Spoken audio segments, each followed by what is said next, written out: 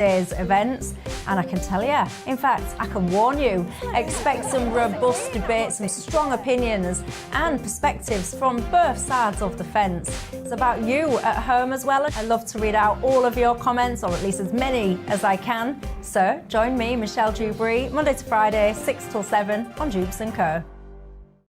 On radio, they call it the drive time slot, 4 p.m. until 6 p.m.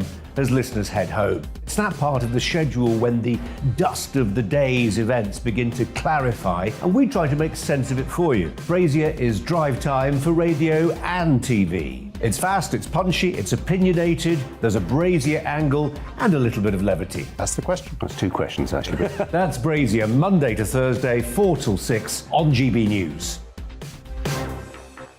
Hello, I'm Patrick Christie's. And I'm Mercy Moroki. Make sure that you join us Monday to Thursday, 10 a.m. until midday, right here on GB News for To The Point. We're not afraid to talk about the topics that matter to you or the big topics that always matter. We cover absolutely everything, from the breaking political stories of the day to law and order, what's going on in the channel. We're not afraid to hold people to account. We always make sure we include your views on our show. Indeed, if you're thinking it, you can guarantee that we're saying it. So make sure you join the conversation with us, 10 a.m. until midday, Monday to Thursday, for To The Point on GB News. I'm Dan Wootton. Join me Monday to Thursday from 9 to 11 for the feistiest and most fun news debate on TV, where free speech reigns. I'll bring you a sharp take on the day's biggest stories, bombshell newsmaker interviews, and A-list guests. And I guarantee you, no spin, no bias, no censorship, and no reason to go to bed. That's Dan Wootton tonight, Monday to Thursdays from 9 on GB News.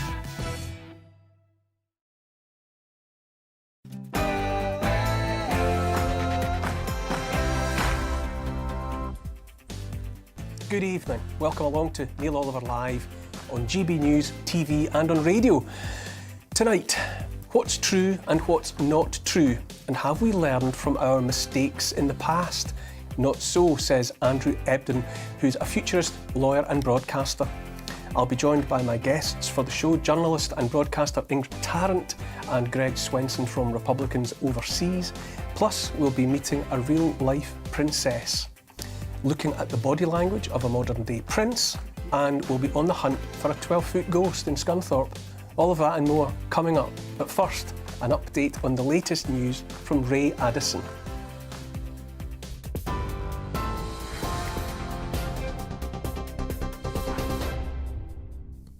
Thanks, Neil. Here's the latest from the GB newsroom. The Prime Minister spoke to President Zelensky today to confirm that Britain is providing more defensive military aid to Ukraine, including protected vehicles, drones and anti-tank weapons. That's as Russia resumed its attack on a giant steel plant in Mariupol. Footage from the Ukrainian nationalist Azov battalion appears to show women and children under siege in underground bunkers there. Ukrainian authorities say more than 1,000 civilians are in the steelworks with the troops. Alice Jefferson from disaster relief charity Shelterbox says humanitarian corridors are vitally important. We understand now is that people are continually trapped in some of the sort of hardest, most violent areas, and there's few and far between options for them to either receive vital support or indeed sort of escape and get out through safe means. Humanitarian corridors in conflict are vitally important, and I think for us what we really want to see is predictable, assured, safe passage for civilians. Well, meanwhile in Kharkiv, 3 people have been killed and 7 wounded by Russian shelling. Firefighters have been battling blazes after the heavy bombardment. Russia says it's shot down a Ukrainian fighter jet and destroyed 3 helicopters in the area. A Conservative MP is calling for a police probe into footage which appears to show Sir Keir Starmer drinking beer with colleagues in April last year, whilst indoor mixing was banned. The Labour leader was cleared of breaching lockdown rules by Durham Police in February. However, Richard Holden believes this should be reviewed in the wake of Boris Johnson's fixed penalty notice. A man has been arrested on suspicion of murder after a body was found in a hospital car park.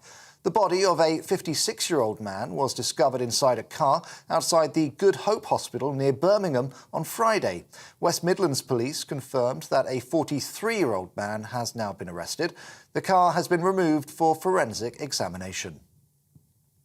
UK supermarkets have placed limits on how much cooking oil people can buy due to supply chain problems caused by the war in Ukraine. Tesco is limiting each customer to a maximum of 3 bottles, whilst Iceland is rationing sunflower oil to 1 bottle per person. Most of the UK's sunflower oil comes from Ukraine. The British Retail Consortium says the move was a temporary measure. The price of oils and fats is almost 25% more expensive than it was a year ago. Polls are predicting incumbent President Emmanuel Macron could reach over half of the votes cast in France's election tomorrow. Despite that, President Macron has admitted it feels like a failure that his rival Marine Le Pen is set to reach a higher turnout than she did in 2017. French journalist David Chazan told GBNews Le Pen's plan to scrap income tax is appealing to young voters. Marine Le Pen has economic policies that Emmanuel Macron says simply don't add up to economic sense. He says she'd bankrupt the country in next to no time. And she's effectively offered a huge bribe to the under 30s by telling them that she will scrap income tax for them. They won't pay a penny. And she also wants to make big cuts in VAT. Scotland's Minister for Europe says changing the Northern Ireland Protocol is unthinkable. Neil Gray has written to the Foreign Secretary calling for urgent talks on reports that ministers are planning legislation to scrap the post-Brexit trading agreement with the European Union. Yesterday, when the Prime Minister was asked whether the UK would suspend aspects of the protocol, he said he couldn't rule it out at all. Japan's Coast Guard is searching for a tour boat that went missing with 26 people, including 2 children, on board. The boat reported it was sinking off the northern island of Hokkaido and has not been seen since. Japanese media reports Coast Guards have dispatched 5 patrol boats and 2 aircraft in the search. And the Earl and Countess of Wessex have been met by a group of protesters on their visit to St Vincent and the Grenadines. After receiving an initial red carpet welcome on the latest leg of their Caribbean tour, around 15 people stood outside Government House demanding an end to colonialism and reparations for slavery. Earlier, the couple received a warning from Antigua urging the royals to avoid phony sanctimony over slavery. On TV, online and on DAB+ radio, this is GB News. Now let's get back to Neil Oliver Live.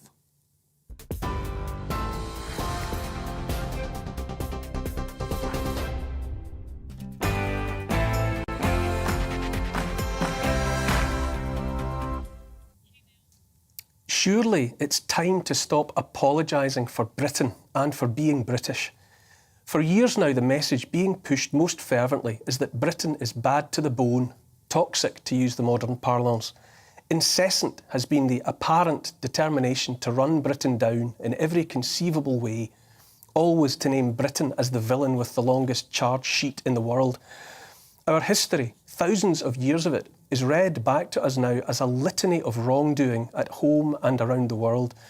Our heritage is condemned too as anachronistic and somehow inappropriate, so too our culture. More and more we are expected to accept that we are born of a version of original sin, that we are tainted by association with our predecessors, those individuals with the seeming misfortune to have lived and died in other times when ideas about morality, right and wrong, other than those of the 21st century, prevailed.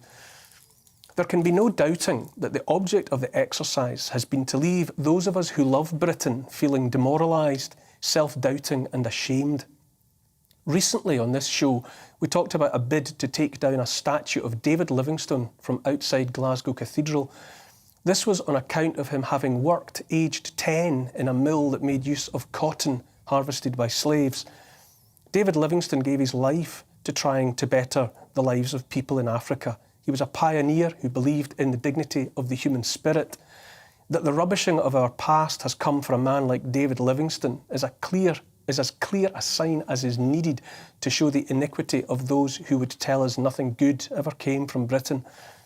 Personally, I've had more than enough of that message. It's no accident that our past, our shared past, is being used as the stick with which to beat us. To seek to do as much is a well-worn tactic. If a people can be made ashamed of the figures from their past, those who by their efforts and endeavours brought us to where we are today, then the moral legitimacy of the present is undermined and then destroyed. It is in this way that those of us who take pride in Britain and Britishness are made to keep our heads down and to shut up. Today is St George's Day, of course. St George, patron saint of England, was from territory we now know as Turkey. He died in Palestine and is also the patron saint chosen by the people of Georgia, the Lithuanians, the Maltese, the Portuguese and the Venetians. He was a Christian martyr, but most clearly he stands for the necessity to face adversity in defence of the innocent and helpless. Symbols matter, and as a symbol, George is a good one. I like to see all of the patron saints remembered and celebrated, Andrew, Patrick and David too. I'm a Scot, but a British Scot. I've said this many times and I will keep on saying it, because it's the whole of Britain that I love most dearly of all. It's all one place to me, united and made whole by a history that is deep beyond the reach of memory. Long before there was an England or a Scotland or a Wales, there was a long island called Britain, or at least a name that sounded a lot like Britain. Few places have histories longer than ours, histories as rich and complex. This has been a consequence of how much our predecessors achieved. Few nations even attempted to reach so far around the world. British history is long and convoluted on account of how much was accomplished. There's no denying the dynamism of Britain and the British. That those who went before us did so much to shape the modern world means our history is inevitably riven with good and bad, with achievements and with mistakes. So much has been done in our name. And there has, let us not forget, long been a substantial and necessary body of opinion heartily and enthusiastically criticising our own past behaviour. This has been appropriate, but it's worth pointing out that we were rightly critical of ourselves long before the present campaign to tear the old place down in its entirety. More by luck than good judgment, and mostly by means of the magic carpet provided by making television, I've seen a great deal of Britain. I've been around the coast many times. I've been back and forth across the interior. I've seen the landscape from the sky, from the cockpit of fighter jets, vintage biplanes and microlights. I've been on its encircling waters in kayaks, battleships and just about anything in between that floats, and under its waters in scuba gear and a nuclear submarine. I've had a thorough look around. Long before the end I realised it was all one place, that the national borders drawn across it had no meaning for me and were invisible anyway. I love this place, but I also believe in it. The Canadian anthropologist Wade Davis said, "The world into which you're born does not exist, not in any absolute sense. Rather, it is a model of reality." I listened to those words and realised that unless we believe in it, Britain does not exist either. Neither does England, Ireland, Scotland, Wales or any other country, not really. There are physical landscapes on the face of the earth made of dry land set apart from the sea, but the lines drawn and countries named are figments of collective imagination and made all the more meaningful as a result. They are what we say they are. The existence of our homelands is therefore an act of will and also of love. Just as creatures that once walked, swam or flew are long gone, so there is a long list of countries that once were here but are here no longer. Sumer, Timor, Kush, the list goes on and on. You might say that a country is a dream shared by its inhabitants. As long as enough of us believe in the existence of Britain, then the dream remains alive and the country is made real. If too many people stop believing or choose to believe in someplace else, then the dream is over and the country ceases to exist as completely as a candle flame blown out by the wind. Those whose agenda it is to run down Britain want nothing less than it might cease to exist in any recognisable form so that it might be replaced with something utterly different. It's worth noting that those who demand a national apology from Britain are not in the business of accepting apologies and moving on. To apologise to those who hate what Britain has been is only to offer our throats to the wolf. As well as the place, I love the people of Britain. In my travels around the place, I've experienced nothing but welcome in England, Ireland, Wales, and at home in Scotland. The British people I love are those whose voices have been silenced and ignored of late, those who want only to go honestly about their business, paying their dues and trying to make something good of themselves and of the patch of the world in which they live. That Britain has fostered people like those, millions of them, silent witnesses all, is on its own the justification for the continued celebration of Britain. Every day I meet people like that, unsung and, most recently, told that they are products of something innately bad, that they need to feel ashamed of themselves and of their sense of themselves. The world plainly needs Britain, or at least the idea of Britain. Every day now, more and more people arrive on our shores, invited and uninvited. Britain is still a bright light in a darkening world and attracts those who can see a better life is available for the taking here. In fact, Britain is so strong at heart that she even weathers the incompetent leadership with which she is burdened from time to time. In order to love someone or some place completely, it's necessary to accept the good and the bad. I love this place, and in loving it, I accept our history is shot through with dark as well as light. The time for crawling on our knees to those unforgiving individuals and organisations that seek only to punish without any hope of redemption is past. Let's lift up our chins and look the rest of the world straight in the eye, as is our right and our hard-won inheritance from the ancestors.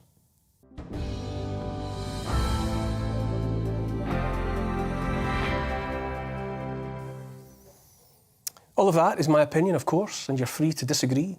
Keep your tweets and emails coming all through the show. You can email gbviews@gbnews.uk or tweet @GBNews, and I'll try to get to your comments later in the show. My panellists this evening are Greg Swenson, who's the chairman of Republicans Overseas, and the journalist and broadcaster Ingrid Tarrant. Both regulars on this show. Delighted to have you both. You'll have noticed we're on at a different time. You'll have noticed we're at 6 o'clock. Who knew? But I am but a twig tossed on the shoulders of a mighty stream, and we'll see how it goes. Greg. Great to be here, Neil. Delighted to have you. You're an American, you're a Republican overseas. What do you make of the way in which Britain is almost being forced to reconsider itself? Yeah, I mean, it's alarming that it's caught on here, but it really started in America. You know, this whole movement of self-doubt, and, you know, it's ultimately developed into wokeism and everything that's woke. So, you know, it's one of the exports from America that I'm not very proud of. You know, this idea of you know, self-doubt and rewriting history. It's not just, it's okay to be critical, and it's okay to be a student of history. And we all learned it growing up in civics and in history, and, you know, the good and the bad. You know, we studied everything. But rewriting the history is where it becomes troublesome. When you start, you know, you mentioned Livingston, when you start tearing down statues, when you start renaming schools, you know, it starts with people that you think are bad or you disagree with, but it ends up being the great heroes and the great people of your history. And, you know, in San Francisco, they were talking about renaming schools named after Lincoln and Washington. You know, it's just, you know, where does it end? If it's Abraham Lincoln, you know, who led the greatest, you know, really the most destructive war in American history for a great cause, and you'd think that they would support that cause. So, you know, this is, it started in the States. I'm sorry that we exported it here too. You've exported quite a lot of bad things. McDonald's. Sure, if you don't like, yeah. But it's the fast food culture and the blameless culture. I'm sorry that came from, sorry to say this, but it did come from America, really. Right, and there are some things that, you know, that there's flaws with fast food, of course, but that's also a great testament to America. It's great when you see a McDonald's in, you know, when the first one opened up in you know, Tiananmen Square or in, you know, Red Square. I mean, you know, I do like that. Exaggerating, but Ingrid, of course I do. Why do you think we are self-flagellating in this way? I mean, as Greg says, when I was at school in the 80s, we were told about the evils of our past. You know, I heard all about slavery, for example, and Britain's role in it, and the fact that Britain had then been an active, you know, campaigner for getting rid of slavery. I heard about the First World War. and the slaughter of it. You know, it wasn't a tub-thumping triumphalist history that I got. There was review and criticism. But where do you think, from whence has come this determination to portray Britain as only bad? It's so weird. Yeah, it is so weird. I mean, actually, bearing in mind, we weren't the only people that were, you know, murdering and doing things. This was quite global, but sort of concentrating on England. You know, I kind of look at it as the perfect English gentleman. And no, please, after you, very accommodating, always very apologetic. And it almost has gone a little bit too far because we're apologising for the wrong things. And we've lost sight of what we should be really standing up for. And from that point of view, I think it's come there. We are all embracing. We are very wide open to different cultures, religions, races and all the rest of it. That comes from being part of the Commonwealth. So we are blessed with that, to have that, to learn about that in all the other Commonwealth countries. But it's gone now too far because we're still apologising for all sorts of things which you shouldn't. And I don't think it's only England. I think it's probably in America too, and other places like that, you know, with the slavery. But there's slavery going on even now in the world, and it's not even us necessarily. Greg, don't you think it's necessary as well to encourage generations coming up to be proud of something? Absolutely. Not across the board, not to say for one moment that everything in the garden was always rosy. Sure. But what do you do to a people and to a society if you raise them to think they're born in shame? And that's what's the real shame about critical race theory and this new way of teaching in America. Now, the people are finally revolting against that. So I'm very optimistic about this. I mean, you know, nobody likes the fact that the faculty lounge has taken over the institutions and are weighted heavily toward the very people that really hate America or hate Britain in this case. So you don't like to see that, but the pushback is coming. We've already seen it in the States. I think you'll see it here as well.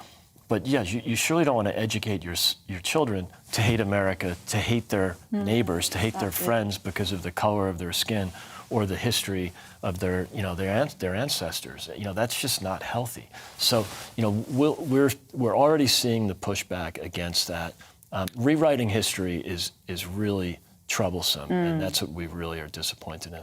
Ingrid, I tend to agree with Greg. I mean, I think it was actually the inspiration for what I said. I talk to people all the time. People come up to me in the street and when I'm walking my dogs and whatever, and they talk. And what I hear from just regular tax-paying, voting, working folk that they're sick to death. Sick to death. Of what they're hearing. And I think Greg's right, there is a push. And this is grassroots level. You're out on the street, it's exactly the same, at dinner parties, amongst friends, sitting in a taxi, whatever, complete strangers, and the topic is all the same. And yet, nobody is big enough and brave enough to open their mouth and say it. And the people shout the loudest are the minority. And somehow we kind of step back and we allow them to speak like that. It's terrible. What is the matter with us? Do you think, Greg, it's always interesting, I think, to hear from across the pond. You're, willingly or not, you're representing that for us tonight. What do you think Britishness is? And have we forgotten something essential about ourselves? It's good to remind, especially young people, how great your history is. And with all the flaws, right? And we just went through this whole, since 2020, really, in the U.S., where, we've sort of rehashed history. But again, when you and I, Neil, were learning history in the 80s, we were taught the good and the bad. It was just, let's have a debate, let's have an open discussion. We're lacking that, or at least in the last few years, where speech is so regulated in the U.S., the institutions, and to your point, Inga, this is not the people. This is not the great, proud, and patriotic people who just want to make a living and look after their families and their communities and their civic organizations. These are the institutions that have been co-opted by the radical left. It started with the universities that used to be 50-50. Oh, yes. Well, now it starts it's at 95% are in one political party, and it's not even just the party, it's the extreme progressive left element of that party. But that expanded to the HR departments, which have now taken over the Fortune 500. So it's no longer business, it's big business run by HR and the media, of course. So, you hear this message about, the horrible history of Great Britain and the United States, when in fact, it's a great and proud history and should be. The American history is obviously inspired by Britain, and even our great documents were either written by Englishmen or inspired by the great documents like the Magna Carta here. So, this is something that we should be not bragging about. You don't have to be But it is what it is, isn't it? We can't rewrite history. We can't change history. And we are what we are today because of history. As an individual, everything that we are today is represented by something we've done in the past, good, bad or ugly. But we can still apologise for it, can't we? Learn by our mistakes. We've known this for we fix it. thousands of years. In Deuteronomy it says, the children shall not be put to death for the sins of the fathers. Right. We've known this. Each man shall be put to death for his own sins. You're not to be held accountable for 200 years ago or 500 years ago because you weren't there. It's so iniquitous. Have to move on though. After the break, can we learn from our mistakes from the past, or do we just still keep making them? Well, according to my next guest, those mistakes are intentionally being made, and he'll be telling us all about that in a couple of minutes.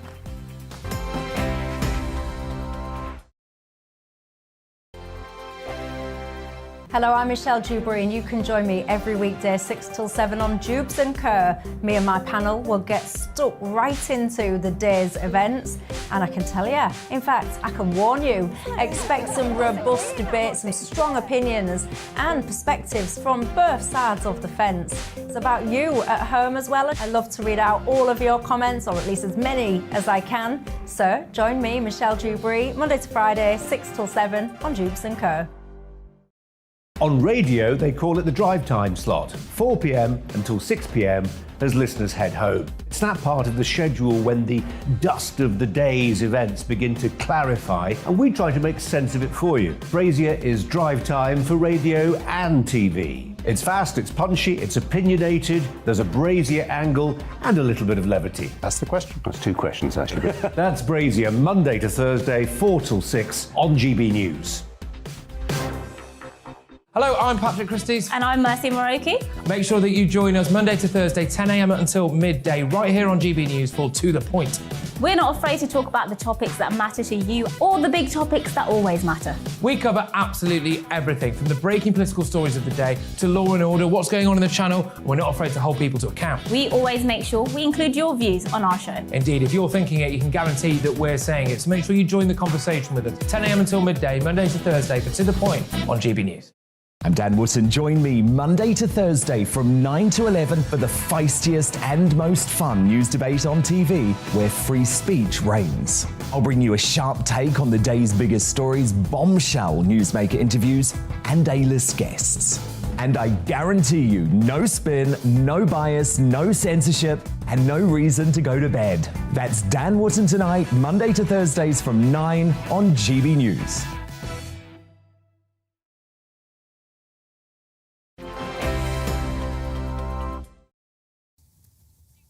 Welcome back to Neil Oliver Live.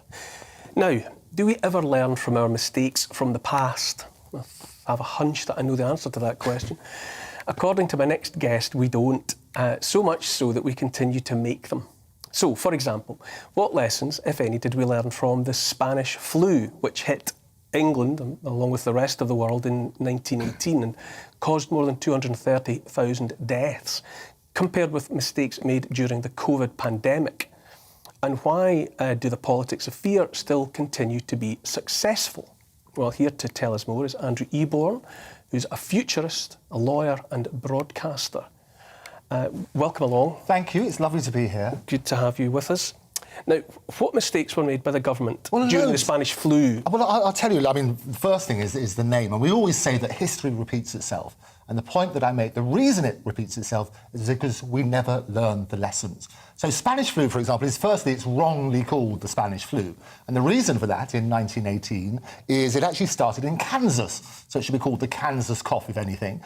There were reports of it in France, reports in Germany, reports in the UK. But because of the restrictions about the media and reporting, the only country where they could report about it was Spain. And poor old King Alfonso XIII, he got it, and the media, that hungry for information, got virtually daily reports about it. So it was wrongly called the Spanish flu. So what we should first of all is put the record straight and say, let's not have the name the Spanish flu. See, that's another import from America. See? The Kansas cough. We can do the Kansas cough, is what we called it first. What else? Obviously, it feels like 100 years ago we had a pandemic, yes. and obviously we've now got this one, or we've had this one. What other ways ought we to have known not to behave based on what happened? Yeah, well, it's interesting because if you look at the timing of it, it started at the beginning of 1918 and went through for about 2 and a bit years. And that's what happened. And the statistics, they vary, like lies, damn licensed statistics. But actually, there were about half a billion people, 500 million, contracted the Spanish flu. Horrendous statistics. And they say, I mean, you said about, I think, 25 million, I think it was about 50 million, some reports, people died as a result of it.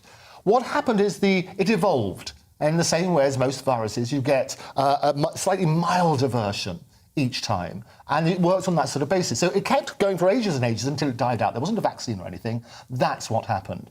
What's also interesting, though, is we sort of think, well, hang about, we've got pandemics throughout history. You talk about the Black Plague, for example, and what that shows is the misinformation.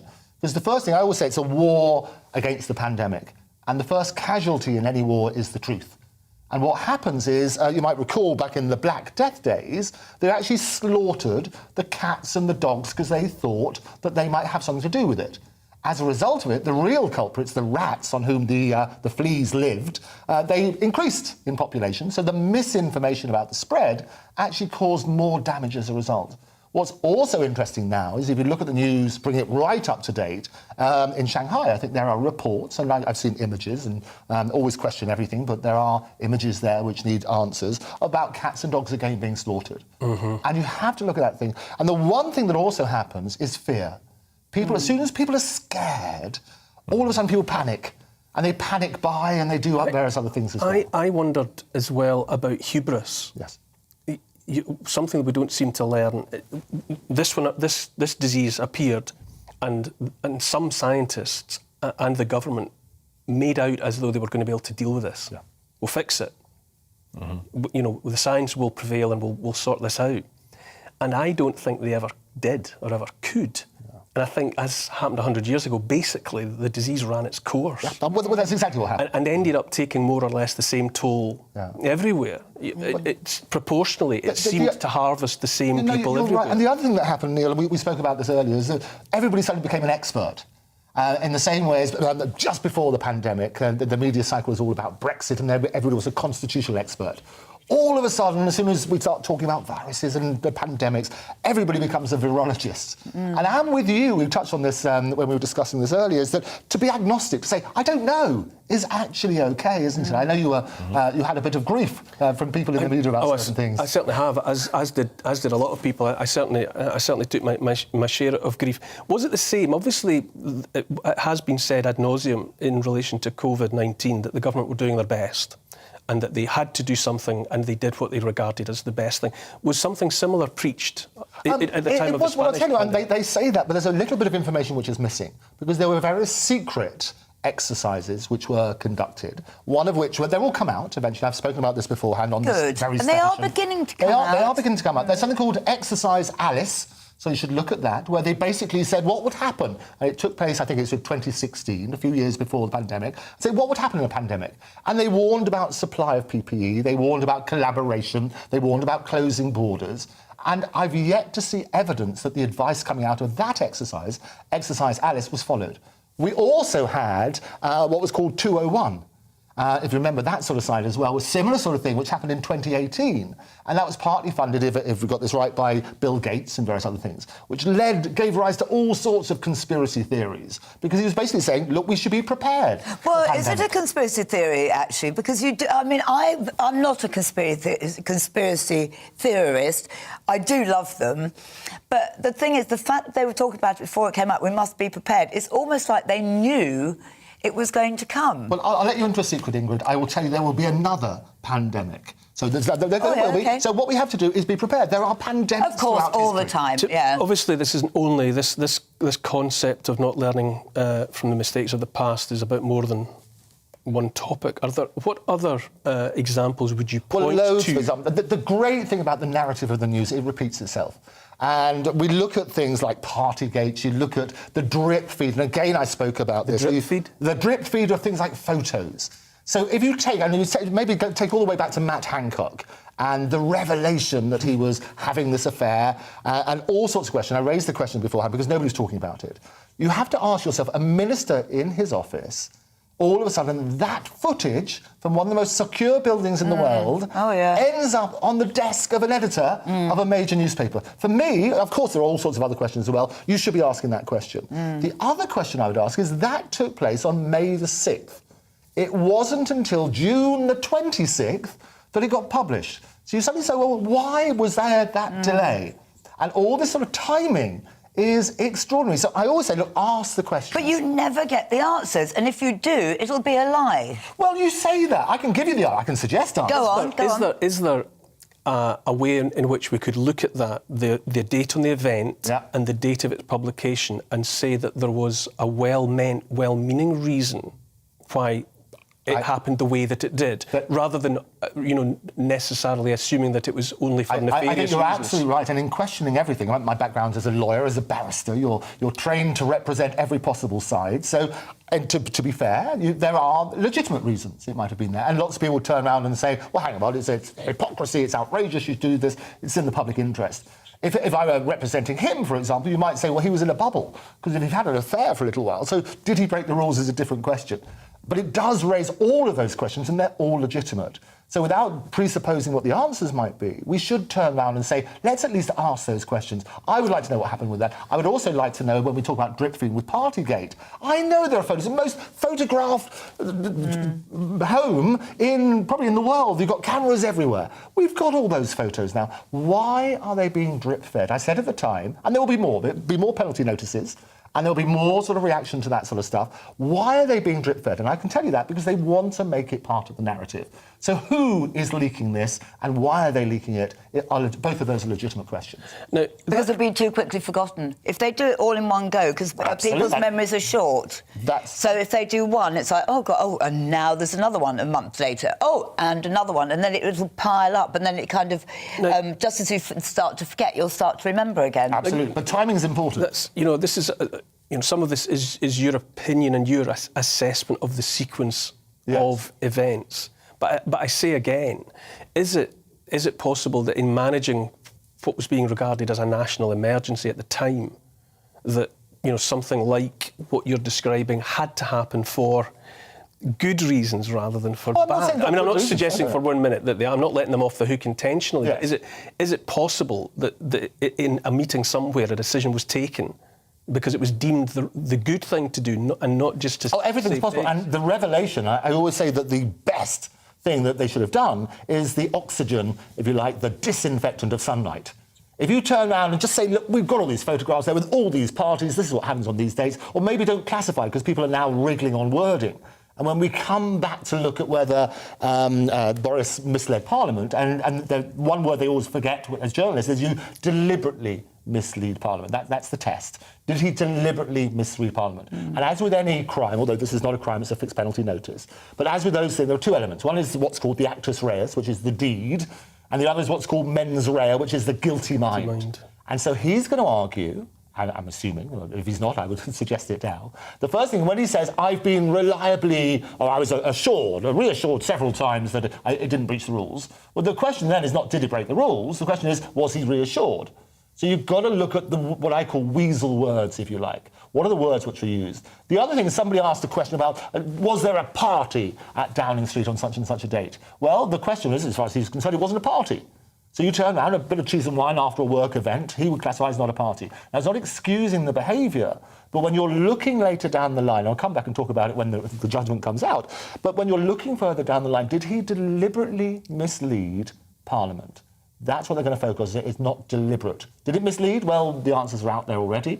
That it needs to be corrected. There are certain codes and everything. But did he mean to? Was it deliberately? And that's going to be the crux of the matter. You've suggested also that failure is something that works for some people in power. You develop that thought. Oh, well, I'll tell you what, it's more than people in power. It works for everybody. Well, I always say if necessity is the mother of invention, and lots and lots of examples we can talk about that, I say that failure is the father of success. And I did. I wrote a book about it, which is fantastic, highlighting the different failures throughout history, because nobody shines a spotlight on failure. So in what way does failure work? For the I'll right, tell you how it works. It means every time you fail, you're one step closer to success. That's what my father always used to say. Your father was a wise man. He was a very wise man. I started up a capitalism, business. you know. Does it depend on the person? Are some people excused failure?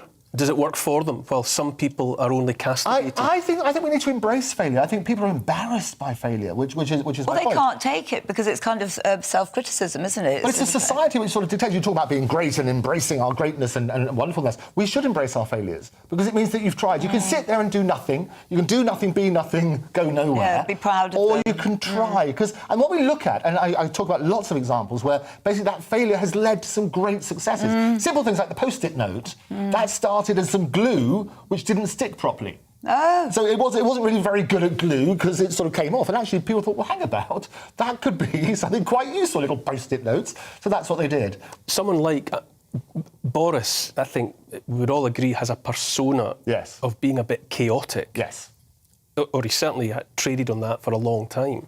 So is he someone who successfully embraces failure and uses mistakes to his advantage? People love things, human nature. So if you prick me, do I not bleed? If you tickle me, do I not laugh? They love to see human foibles. It's like if you go to a circus, you want to see the trapeze artist not be brilliant, first of all, but have a couple of stumbles and things like that. The clown, as we're calling Boris. Well, but that's the thing. He's brilliant at creating that image. So what happens? People like it. It's the Boris factor in terms of vote winning and so on. But do you not think that's really him? Because I don't think he's that bright underneath it all. He's very good at writing. But he's not a strategist. He doesn't do his research, and I just think he waffles his way through because I don't think politics really interests him. So, to come back around to where we started, by embracing failure in that way or making a positive of it, is that learning from the past? Oh, absolutely. Because the past, obviously, the failures in the past lead to the success in the future. And if you can take any story in the news today, and you can look at how history and geography have had an influence on it. Yeah, we're going to have to move on. Andrew, that's a fantastic concept, I think, and I would love the opportunity to develop it further, but thank you for being with us. It's been an absolute delight. Thank you so much. OK, after the break, we'll be taking a look at Prince Harry's body language and what it tells us about him.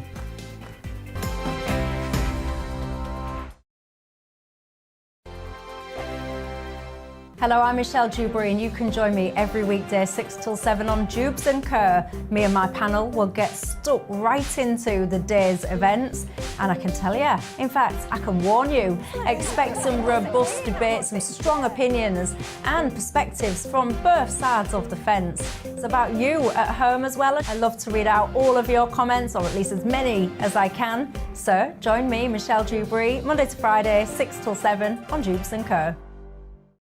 On radio, they call it the drive time slot, 4 p.m. until 6 p.m. as listeners head home. It's that part of the schedule when the dust of the day's events begin to clarify, and we try to make sense of it for you. Brazier is drive time for radio and TV. It's fast, it's punchy, it's opinionated, there's a Brazier angle and a little bit of levity. That's the question. That's two questions, actually. That's Brazier, Monday to Thursday, 4 till 6 on GB News.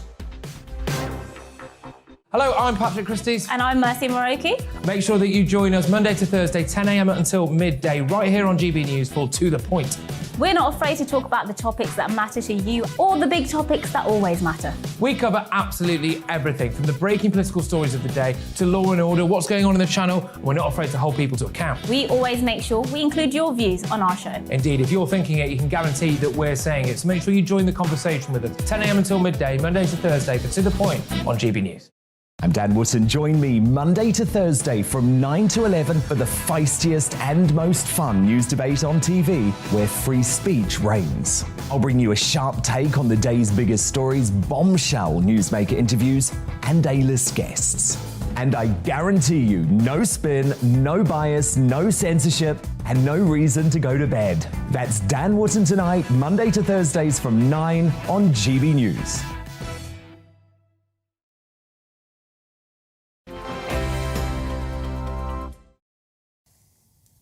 Welcome back to Neil Oliver Live.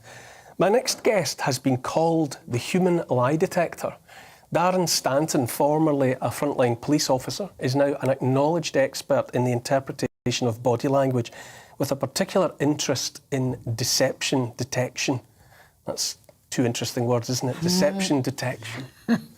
I'll be honest and say this is a subject that intrigues me, to say the least. The idea that we might all learn to pick up unspoken truths simply by paying better attention to the unconscious movements and gestures of the person sitting opposite us. It's a fascinating prospect. Darren joins me now. Welcome, Darren. Hi, thank you very much. Hi, everyone. Hi, Darren. Hi. Very, very interesting, very tempting thought. It's almost like a superpower. I think we should go through some clips of Prince Harry. We'll go through them one by one, and you can tell us, if you will, what you're reading in Absolutely. what's happening. How did it feel being back? Being with her? Being with her, it was great. It was just so nice to see her. You know, she's on great form. She's always got a great sense of humour with me, and I'm just making sure that she's, you know, protected and got the right people around. Well, Now, I must admit, I just looked at that and saw a man talking. I wasn't really getting more beyond what he was saying. So essentially, one of the things I look for is something called a micro-expression. Now, a micro-expression is a fleeting flash of emotion. So what it's been discovered is that even though different cultures and different locations have their own kind of culture, so for example, if we went to, say, New Guinea, they probably wouldn't know what a handshake was, whereas the 7 basic laws of emotion are showing happiness, sadness, anger, surprise, fear, contempt and disgust. So what I look for is when someone is saying something, are the non-verbals are they congruent with what that person's saying or not? So not in terms of lying, but with that, I see what we call a sadness micro-expression. So when Harry's speaking in that particular And he's talking about the Queen. Yeah, I think he's feeling he's quite torn between, you know, being over there and the UK. So he's feeling genuine sadness at not being in the thick of it almost. Oh. And that, is it just a? What was he making that body language with? Was it his mouth? Was it his eyes? So the eyebrows basically come together and the mouth sort of droops. And also, when people tend to go like with the lips, that's almost like a self-reassurance gesture. Gosh, if you wore a mask and were in COVID, you would miss 50%. Absolutely. That must be awful. So in terms of the facial muscles engaging, and then the lips, and then also there's a change in physiology. So what I look for is people often get the deception aspect incorrect, because when people are under pressure, there'll be an emotional shift. So I'm looking for emotional shifts in people's body language. And what we saw within that was Harry's lips, if you watch that, will go quite pale. And that's to do with an emotional shift. So we've got that, we've got... is that him guarding his emotion? Yes. Is that him knowing how he feels? Yeah. And unconsciously endeavouring not to show it? Yes. Is it stiff upper lip? Absolutely, and there's also what we call a linguistic deflection, which in real terms means he's effectively avoiding the question, not because he's got anything to hide. But he did look down to the left. That's correct, yeah. And is that what you call deflection then? Well, when people look down on the left, because he's right-handed, he's running the dialogue in his head before he responds. We call that internal dialogue. Ah. By the opposite, Prince William's left-handed.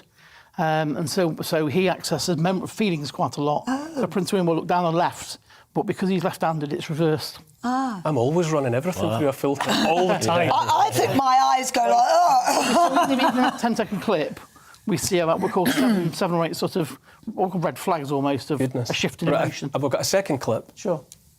Home for me now is you know, for the time being, it's in the States. And it feels that way as well. Does it? Yeah. We've been welcomed with open arms. And it's got such a great community up in Santa Barbara. So you feel like that's home more for you? Yeah. So what was he revealing there, consciously or not? Again, the animation of the hands is not really consistent with what he's saying, almost. It's like if I was talking to yourself and I was maybe gesturing the points but out of sync. He has no confidence in what he's just said, saying that LA is now home. I don't believe he feels that LA is really home. I think he's homesick.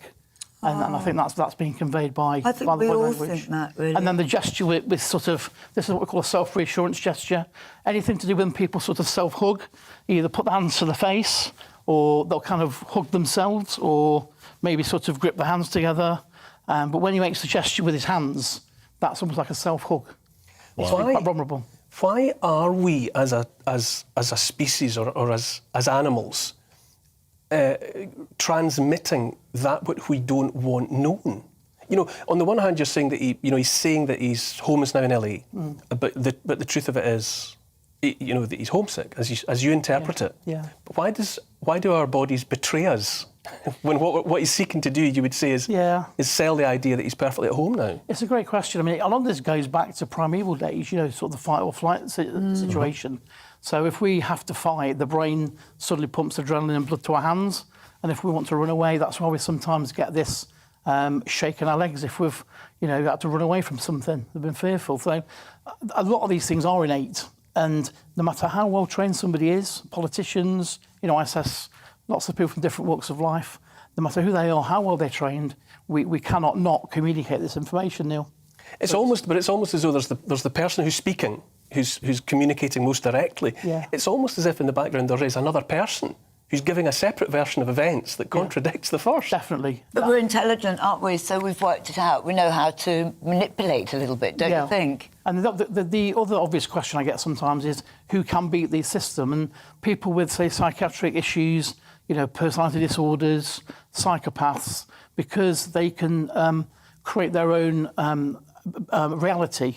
So they say the mind and body are linked. So if they truly believe something, then the body will follow that. So sometimes, you know, in the past, that people can hoodwink the police or something like myself. So it's not 100%. But even if you didn't believe it, could you? Because a lot of people are very convincing liars. So how is that achieved? Is that just being clever, just like really conscious of poker face? Yeah, I mean, poker face. Yeah. Yeah, I mean, great word. Yeah, so I've sort of trained poker players in the past as well. So if someone has to go into a situation, so if you look at a lot of professional poker players, they'll now wear a bandana and they'll wear heavy sunglasses because they know now that if they get a good hand, the pupils will dilate. Oh. And then there'll also be a rush of blood to the lips. I think there's a third clip. Is that? Yeah. We do have another one. Oh, we don't. Oh no, there's no third. Oh, it's just it's the two clips. Don't we all, though? You're an expert and you've finessed this, but we must all read body language all the time. Is that not what we're all doing constantly? Yeah, I think, you know, very often people say, oh, you know, you're very good at what you do. And I say, well, look, I've just followed something that I've got a passion for. And like most things in life, anything we have a passion for and we spend an inordinate amount of time on, we get good at.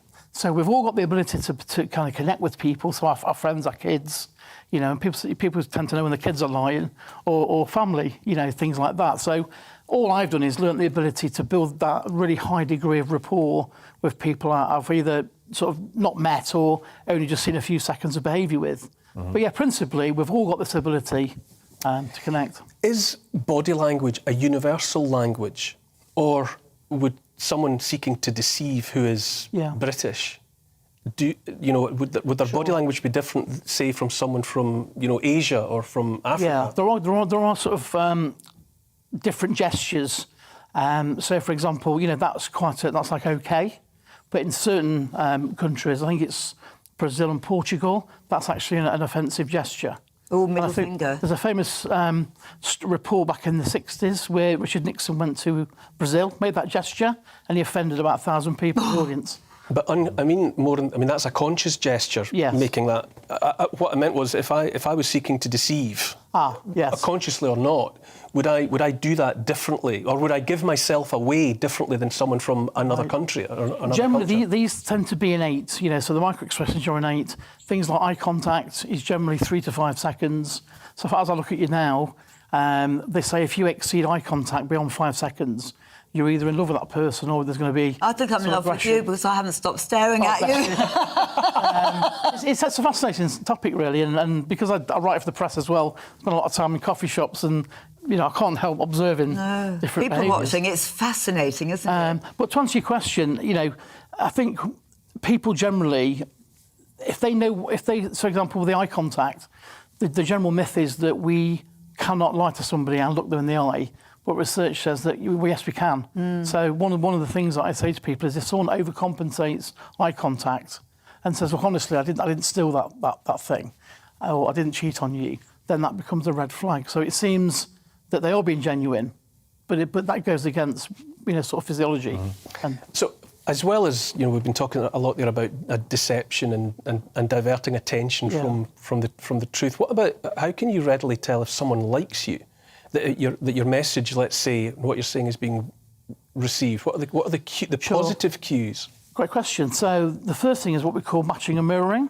So, for example, like you two guys are sat very similar. Again, you'll see people matching each other's posture.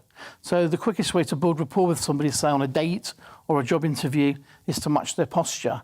Or if you're talking to somebody and they suddenly match you, that means that you're influencing them on a deeper level, and that you've built trust and rapport with that person. That's the first level. And then again, eye contact. If you maintain the eye contact 3 to 4 seconds. And then an interesting one, which you can try in coffee shops, if you're maybe talking to somebody or in a meeting, if you just suddenly maybe put a teaspoon on over their half of the table, if they're getting on well with you, they'll leave it there. But subconsciously, if they're not buying what you're saying to them, they'll push it back over your side of the table. How subtle. So, my territory. People on dates and things like that tend to do that a lot. I always notice that if you're in company and there's drinks involved, if you pick up the cup, everyone does it. Yes. Is that kind of mirroring positive, or is it? It's positive. Is it engagement? Yeah, they've done research on this where they've had people at a bar in America, and for example, if you were picking up your cup and drink. So, for example, let's say you picked your drink up, but then you matched her, so you picked yours up when you did. After a few times of you picking yours up, you'll find that the other person will then follow you. So it means that you can create rapport quite quickly with somebody. It's like yawning, but in a way. But is that the same sort of thing? Yeah. One person can almost create like a Mexican wave. Yes. I think that's when that's a yawn is in response to a drop in oxygen, isn't it? And so if one person yawns, other people. Everyone thinks, I better get some more oxygen as well, so I should yawn too. Sometimes people do just to fit in, but yeah, you can create. I've done it myself, faked a yawn, and then suddenly everyone starts yawning. Yeah. Can fantastic, I ask a fantastic stuff. We're going to have to move it on, but Darren, that's amazing stuff, and I could yet another topic that I could just continue. Oh yeah, it's massive. It's a massive topic. Thank you for coming very much for having me. Giving us those insights. After the break, we'll speak to the woman who's run more than 50 marathons and taken part in 8 Ironman triathlons, all in the name of charity. She's this week's Great Britain, and we'll be meeting her very shortly.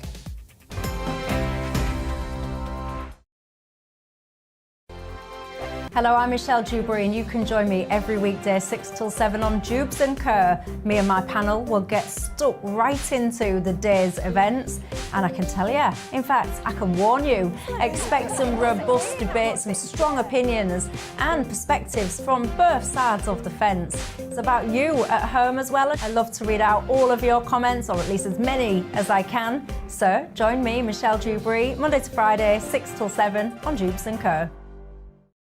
On radio, they call it the drive time slot, 4 p.m. until 6 p.m.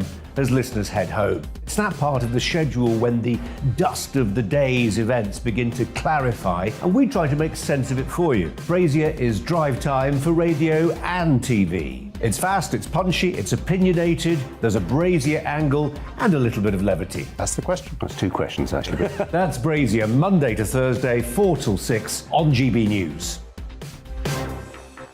Hello, I'm Patrick Christie's. And I'm Mercy Moroki. Make sure that you join us Monday to Thursday, 10 a.m. until midday, right here on GB News for To The Point.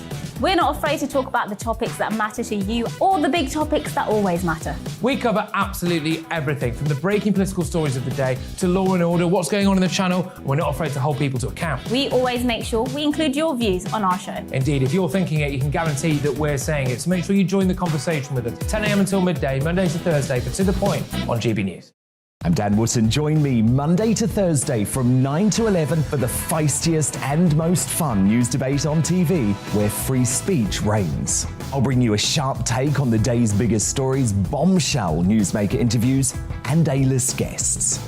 And I guarantee you, no spin, no bias, no censorship, and no reason to go to bed. That's Dan Wootton Tonight, Monday to Thursdays from 9 on GB News.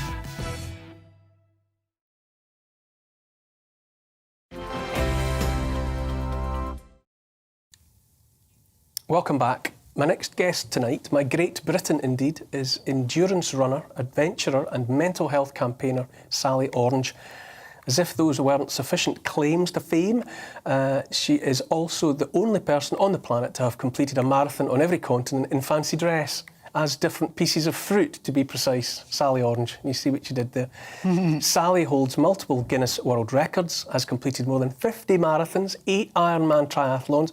If you're not exhausted yet, note too that Sally has under her belt 22 years exemplary service in the Royal Army Medical Corps as a physiotherapy officer, including an operational tour of duty in Afghanistan. Pausing for breath, Sally joins us now. Hello, Sally. Hi. And you're already able to correct me. It's not 50 marathons, is it? It's actually 71 now. That's just extraordinary. How do you find the time? I mean, you're obviously a busy person, and yet you're achieving all of these colossal physical challenges. I think sometimes it's one of those, if you want something doing, you ask a busy person. And I don't ever think I'm that busy, actually. But yeah, just go and do them. They only take 4 or 5 hours. And I've only really scratched the surface, haven't I? There are all manner of other really quite extraordinary challenges that you have undertaken and completed. So could you list some of those? Well, I was very fortunate to take part in the Invictus Games in 2016. I was part of a team that swam the Channel. Well, actually, we ran from Marble Arch to Dover first, then swam the Channel, and then cycled from Calais to the Arc de Triomphe. That's all you got. And then I was part of I put together an all-female team to cycle from the west to the east coast of America. And yeah, so 3,000... That's quite a famous one, isn't it? Race Across America. Yeah, yes. 3,000 miles. And we did that in 8 days and 12 minutes. Oh, gosh, so what does that work out per day? Just quickly, sorry. And then, you would be the person to ask, Sally. Well, there was somebody cycling all of the time, so it's quite hard to work out how... Yeah, just because it was done like that. I mean, as if a marathon isn't bad enough, there's another marathon, I think, that's regarded as one of the most wearying. Yeah, so I did the Marathon des Sables, which was in the Sahara Desert, so temperatures of 50 degrees when doing that. Right. I mean, I know as well, because this is, the Great Britain element of the show is always it's where people have, like yourself, have faced a challenge and overcome it and turned it into something positive for other people. And you've described your own challenges with depression. That's right, yes. What's your solution? When you feel that the black dog arriving, what is your approach? It's changed because I've had I've done a lot of work, and I can't say it's easy, but exercise, getting outdoors, nature, all of those things, do help. And also, I think, giving yourself a purpose. I think when I left, I was medically discharged from the army, and I kind of lost myself a little bit. But then I was very lucky to become one of the national ambassadors for the Army Cadet Force. So that gave me a real purpose again. And the motto of the Army Cadet Force is to inspire, to achieve. So it's, I'm inspired every day by those cadets of what they do, and hopefully I inspire them with some of the things that I've done as well. So yeah, they're some of the things that help me now. And the real part of me dressing as different pieces of fruit. I wasn't going to ask. I think it's a bit of a fruitcake, actually. there is actually quite a serious element to it. And if I'm dressed as a piece of fruit, often it makes people smile, which is always a nice thing. And they'll come up and ask me why, and explain that I'm trying to break down that stigma associated with mental ill health. And that starts that conversation. And just by by having that conversation to begin with, someone will often say that perhaps they've had a problem or they know somebody else has had a problem. So it just really subtly opens the conversation. I just wonder what it is. You know, some people, when challenged emotionally or otherwise, go down. But your response was to run across the Sahara in 50 degrees of heat or swim the English Channel. I wonder where that, what it is in your character that makes you respond to adversity in that way. I think when you've been that rock bottom, the only way is up. So anything that literally anything you're able to do. At times it was getting a shower. It might be getting a shower without washing my hair because that might be too much.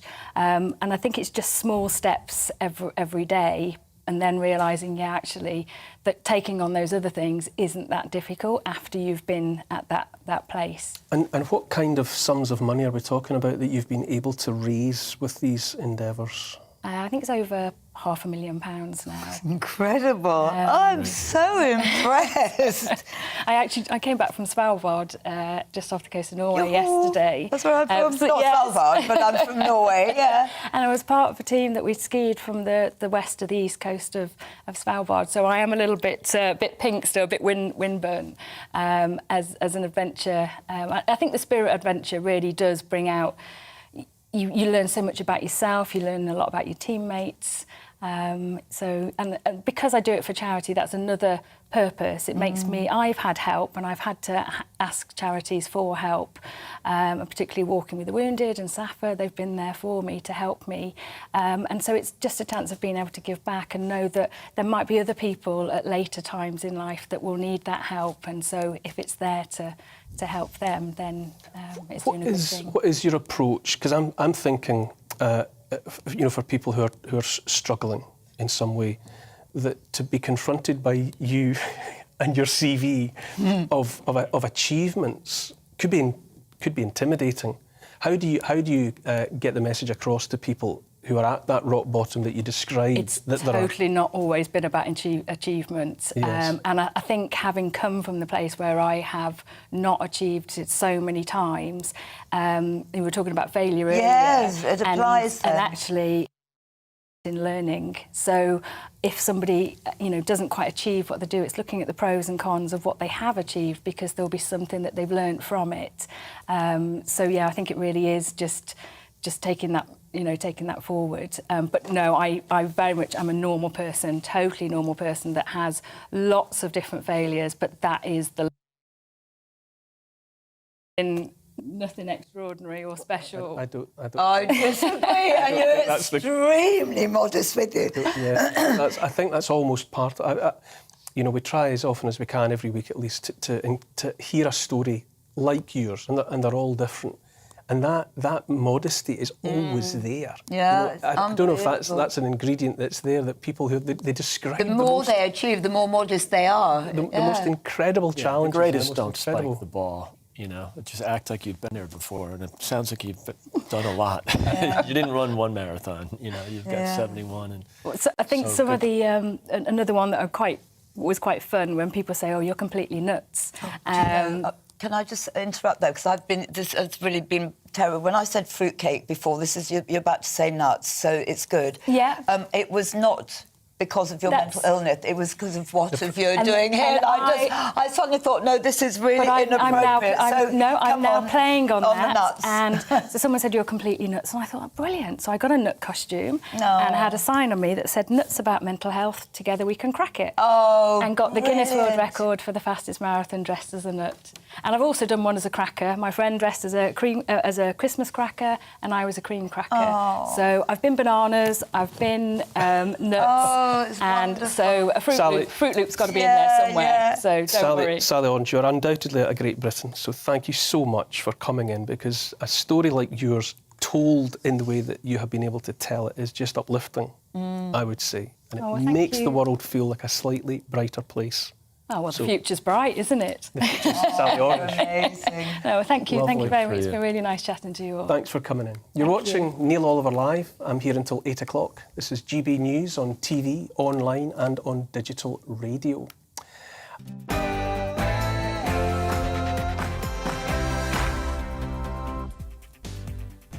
Coming up in the next hour, we meet a real-life princess who will tell us her amazing story.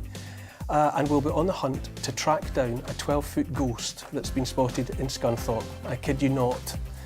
You are watching GB News. I'm Neil Oliver. First, the news headlines with Ray Addison.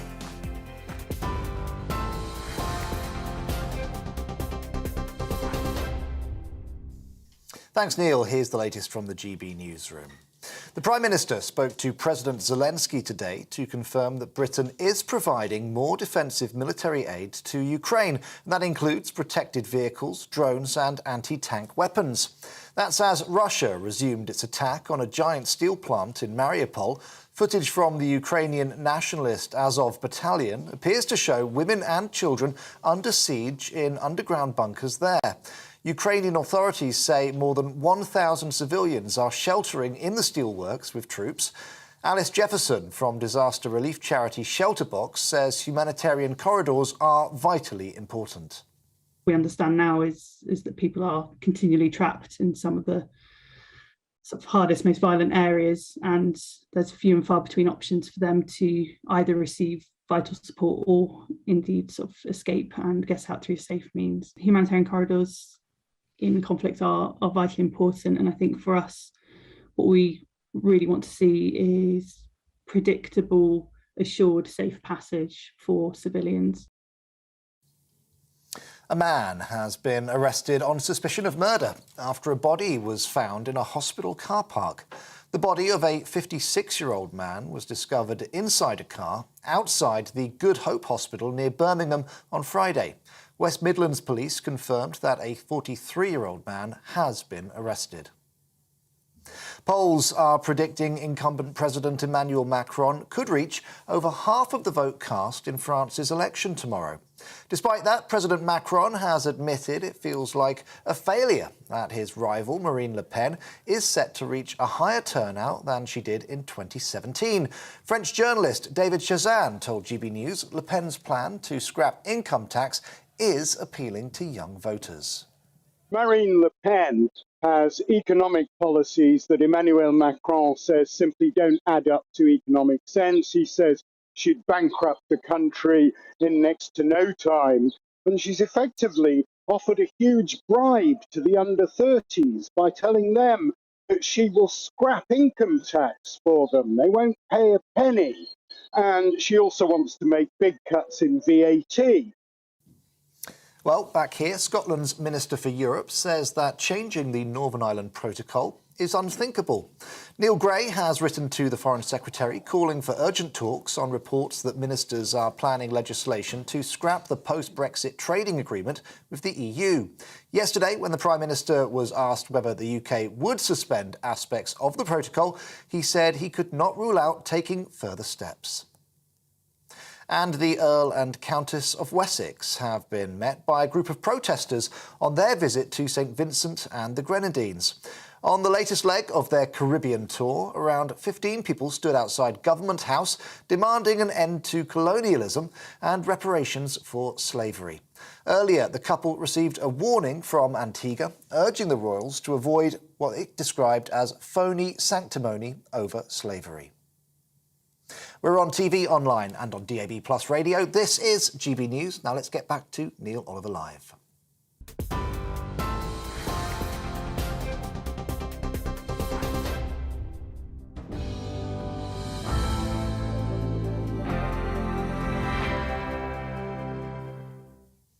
Thanks for that update.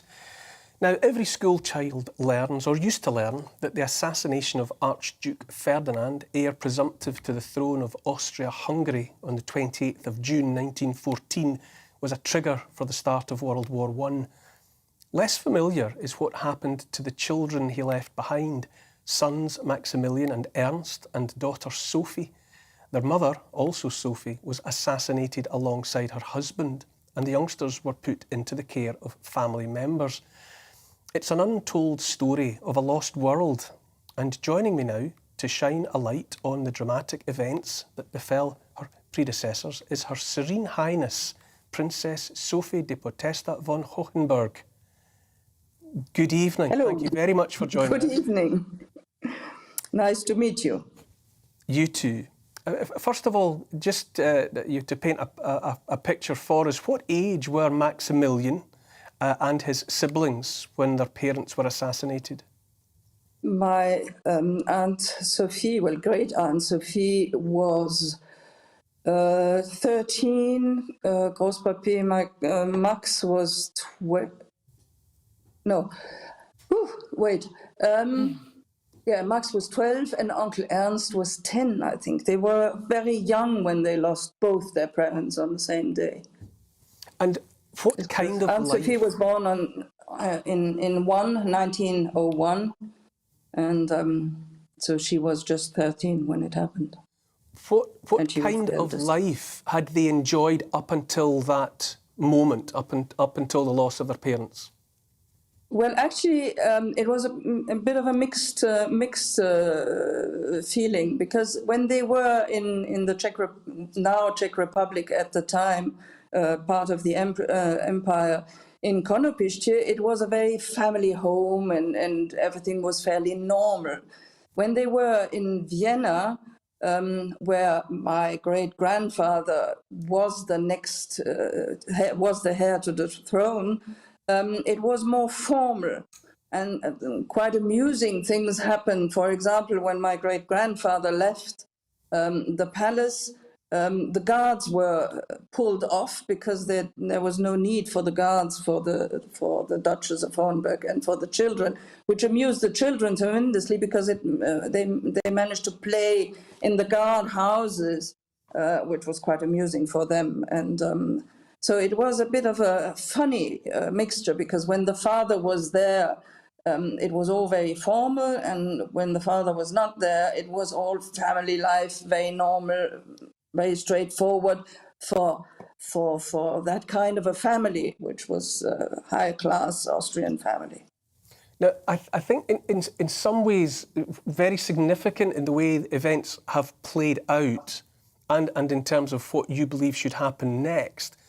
There was a reason, a very specific reason, was there not, why Maximilian, the eldest, didn't succeed his father as Archduke? Well, it's a bit complicated, but at the time when my great-grandparents wanted to get married, she was a countess, but she was not from a royal family, and she was not from a mediatized families, which were families which were accepted by the Habsburg family law as to be equals and you could marry them. As my great-grandmother was from a noble family, but not a royal family, it was considered a morganatic marriage, which meant that neither she, his wife, nor his children would be part of the Habsburg family. They were creating their own branch. And so that's what we always say. The Hornbergs are the eldest branch of the Habsburgs, but we're the morganatic branch. So we were not considered, or my family was not considered part of the royal and imperial family. And my great-grandfather had to actually swear an oath so as to be able to marry and to have his children. He swore an oath for his wife and his children to come, that they will not be part of the imperial family. In brief, I know it's a very complicated story, but what happened to them next? After the assassination of their parents, what happened? Well, when the parents were killed in Sarajevo, the children, after the funeral, went back to Konopiště, which now lies in the Czech Republic, about 30 kilometers from Prague, where they lived. And one of the sisters of my great-grandmother took care of them. The stepmother of my great-grandfather also took care of them, so they were taken care of by family members, more on the side of my great-grandmother than on the Habsburg side. And normally their life should have continued happily ever after. where they had two properties in the Czech Republic, Konopiště and Chlumec, and they had also some properties in Austria. In 1919, the First World War is not quite finished yet, but the war's finished, sorry, but the treaties have not been finished, have not been signed, and so on. And on the 19th of April, 1919, the Czech authorities somehow decided to chuck the children out of Konopiště.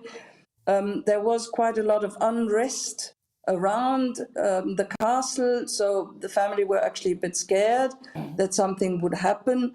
And so they were forced out. They were allowed to take a small suitcase with their books for school books, and they were allowed some clothes, and that was it. And they left and went to my great-grandfather's friend and brother-in-law, Jaroslav Thun, where they stayed for a while and then moved to Austria, and where things there was still something left. Things took a much darker turn for them, did they not, during World War II, to the brothers? That was the First World War was bad enough. Second World War, there was the Anschluss. My grandfather Max and Ernst, they were both anti-Nazis, known to be anti-Nazis and monarchists, and Hitler had merely gone into Austria, that they both were sent off to Dachau, where they stayed. The concentration camp. Thank goodness, not for the whole war, but long enough to have a very difficult time, especially Uncle Ernst, the younger one, brother. Are you not trying to right what you regard as an old wrong in relation to the castle from which the children were evicted?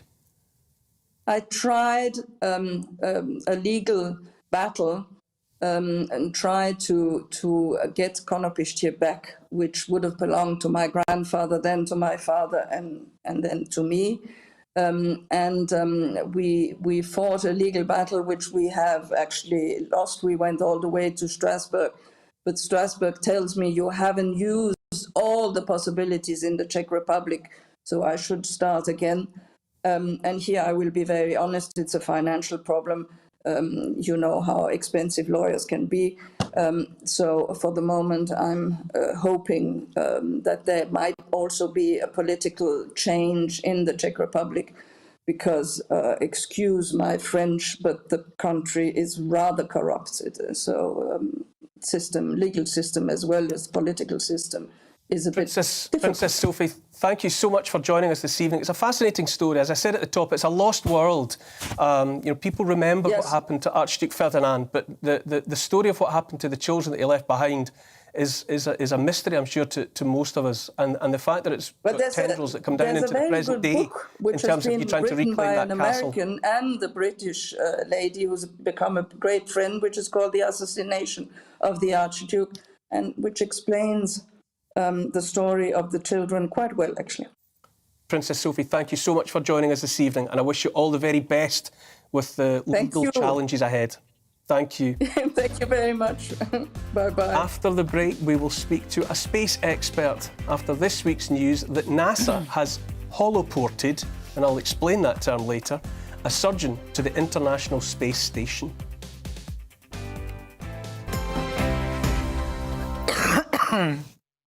There we are. Hello, I'm Michelle Dewberry, and you can join me every weekday 6 till 7 on Jubes and Kerr. Me and my panel will get stuck right into the day's events, and I can tell you, in fact, I can warn you, expect some robust debates, some strong opinions and perspectives from both sides of the fence. It's about you at home as well. I love to read out all of your comments, or at least as many as I can. So join me, Michelle Dewberry, Monday to Friday, 6 till 7 on Jubes and Kerr. On radio, they call it the drive time slot, 4 p.m. until 6 p.m. as listeners head home. It's that part of the schedule when the dust of the day's events begin to clarify, and we try to make sense of it for you. Brazier is drive time for radio and TV. It's fast, it's punchy, it's opinionated, there's a Brazier angle, and a little bit of levity. That's the question. That's two questions, actually. That's Brazier, Monday to Thursday, 4 till 6 on GB News. Hello, I'm Patrick Christie's. And I'm Mercy Moroki. Make sure that you join us Monday to Thursday, 10 a.m. until midday, right here on GB News for To The Point. We're not afraid to talk about the topics that matter to you or the big topics that always matter. We cover absolutely everything, from the breaking political stories of the day to law and order, what's going on in the channel. We're not afraid to hold people to account. We always make sure we include your views on our show. Indeed, if you're thinking it, you can guarantee that we're saying it. So make sure you join the conversation with us, 10 a.m. until midday, Monday to Thursday for To The Point on GB News. I'm Dan Wootton. Join me Monday to Thursday from 9 to 11 for the feistiest and most fun news debate on TV, where free speech reigns. I'll bring you a sharp take on the day's biggest stories, bombshell newsmaker interviews, and A-list guests.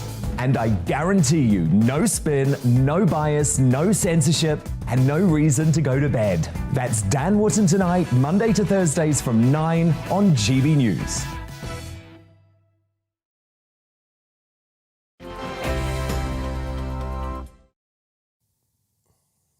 Welcome back. Now, sci-fi has become real life, officially, after a NASA doctor holoported himself to an international space station. Dr. Joseph Schmidt and his crew were taken to the International Space Station by holoportation, which is a combination of a hologram and transportation. Confused? Well, here's space expert Andrew Lound to explain. Good evening. Hello. Good evening, space expert. Lovely to have you back. Thank you for having me. This is a difficult one for most of us to get our heads around.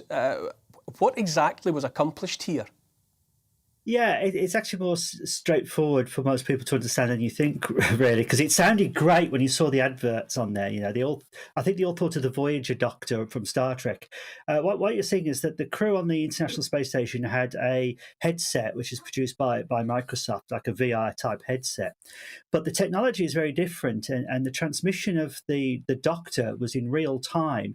So when they looked through the headset, they could physically see the Doctor and anybody else connected to the system in front of them, as if they're in the space station physically, and therefore could actually interact very, very closely with them indeed. Now, this was brilliant. It's almost like an extension of the augmented reality that many people have with their phones when they hold their phone up and they can see all sorts of creatures flying around. This is a more advanced version of that, which means, of course, that the crew of the space station could interact with in this particular case, a medical doctor who could talk to them about any medical problems and issues like that. And using their own equipment could actually show the doctor things on their bodies, get details back, and he could therefore interact with them in real time about what was going on. This was actually, as much as anything, a test to see if the system actually worked. And eventually the idea is to have a two-way system, so you could almost have virtual reality people of yourself in one place and that other person in yours, so you almost feel as if you're in exactly the same venue, and that would be quite a fantastic thing. And then people say, well, spending money on space. This gives you an example of how useful spending money on space can be. Because if we can send a doctor, for instance, like this, onto the International Space Station in a virtual reality event to do some work, he could actually transmit a specialist surgeon to anywhere on the planet to assist other surgeons when they have emergency cases, or perhaps for anything. Does this have implications for the likely future of space exploration? I mean, are we talking about if the person can't go in flesh and blood terms, a representation of them can? Absolutely. This is something which has been worked on for quite a number of years now. The ultimate thing was virtual presence. We send robots, for instance, to Mars, which is a very dangerous environment, or perhaps, say, to an environment where you could send astronauts, in theory, to Mars. But supposing you go, say, to Jupiter, something like that, one of the moons of Jupiter. You could have a rover on the surface of Jupiter. But what you really want is the geologist to be physically there with the Mark I computer, the brain. But with this kind of system, the geologist could actually be there. And with the right type of gloves on his hands, or her hands, for instance, they could pick up, the robot could actually pick up the rocks. Sensors in the robot's grab would go to your hand so you could actually feel the material and therefore look at it, even necessarily smell the material. So you would therefore have a virtual presence on another world. This offers fantastic opportunities for exploration, absolutely magnificent. Plus, for instance, it offers great educational opportunities. Let's take this now back down to earth, for instance. Children, for instance, in a classroom who perhaps would love to see the desert, the Gobi Desert, for instance, but can't really get there. But with virtual presence, they could be there and they could perhaps sampling things.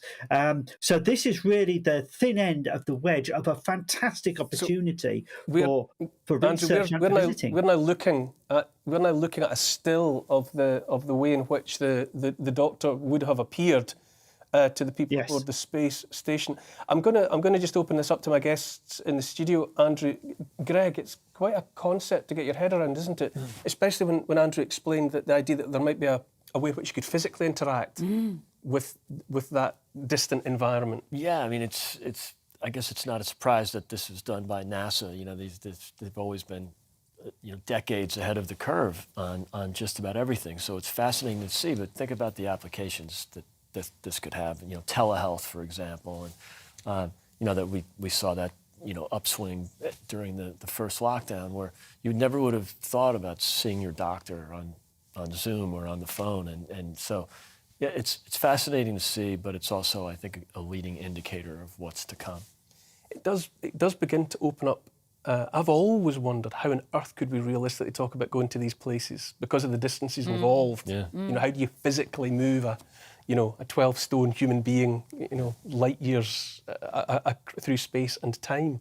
But when you contemplate sending a virtual emissary for yourself, which is amazing. But I can't help but think about the sort of like the scary side of things. This could be so abused. As good as it is, the negative is just as bad, if not worse. In what way? You could place various people in different places and they're not really there at all. And it brings to mind 24. I don't know if you saw the series, and I can't remember the character, but they put him in a football pitch somewhere, and it's like, boom, he was blown up, but he wasn't really. He was holoported over there. So he actually survived. And I'm just thinking all these things. I mean, back in Saddam Hussein's day, they could have said we've assassinated him, but they haven't really. I mean, honestly, it's awful. I'm sorry to think so badly, but I think for everything good, it can easily be, it can be used to fantastic advantage, but also very abused as well. Andrew Lowndes, are there implications of the sort that Ingrid Tarrant is describing? Has it crossed your mind that there could be nefarious applications of this tech? What Ingrid is talking about there is the human condition. I have a knife in my hand. Do I use it to cut my food, or do I use it to stab somebody? It's the whole thing of history. Our entire history is full of these kind of things, really. And there's always that side about it, that it's the better angels you've got to always go for. But there are some things that could go wrong with this in the wrong hands. And this is where we come to this dangerous thing of what level of control do we put on if the technology is allowed into the general community. And this is really a thing that humans have to deal with.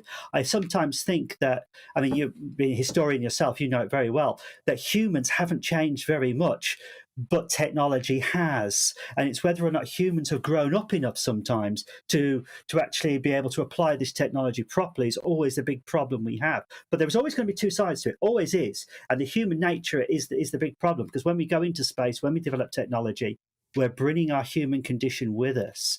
And I think lately, I'm a history study of warfare and Second World War, First World War and Roman warfare, and you'd have thought they'd have been consigned to history, but suddenly we say, I'm sorry, humans are still the same as they've always been. And Ingrid's right, of course, she's absolutely right, and that's part of the human condition. And we'd like to think that with the new technologies and with space exploration, we can set ourselves new goals, new aims in our life, create our own purpose, which is beyond what we could be, and I'd like that to be the case. What will this mean when we contemplate? Elon Musk is working towards putting human beings, flesh and blood, on Mars. Is this technology some kind of acknowledgement that that is still a long way off from being realistic? Is this the interim stage, or will people like Musk continue to push ahead with actually physically transporting people through space? No, I think it's a technology that works side by side with human exploration. I think that's really quite important. Let's just take the example of this, for instance. We'll get to Mars as a mission, 6 to 8 months to get to Mars. It's probably a round mission of 3 or 4 years or so to do Mars. But let's take this a little step further, shall we? Because it's a transmission using radio signals, of course, therefore we're transmitting at the speed of light. Okay, 186,000 miles per second. Space humans can't travel at that speed physically, but you could do with this hollow projection system, which means, of course, you could hollow project a human to far reaches of the universe, and that makes it a very interesting prospect for communications or possible communications for extraterrestrials. Rather than just sending a signal out, for instance, with a simple radio message on, you could actually send a full representation of a human being within 4.2 years to the nearest star system to see if anybody could pick that up.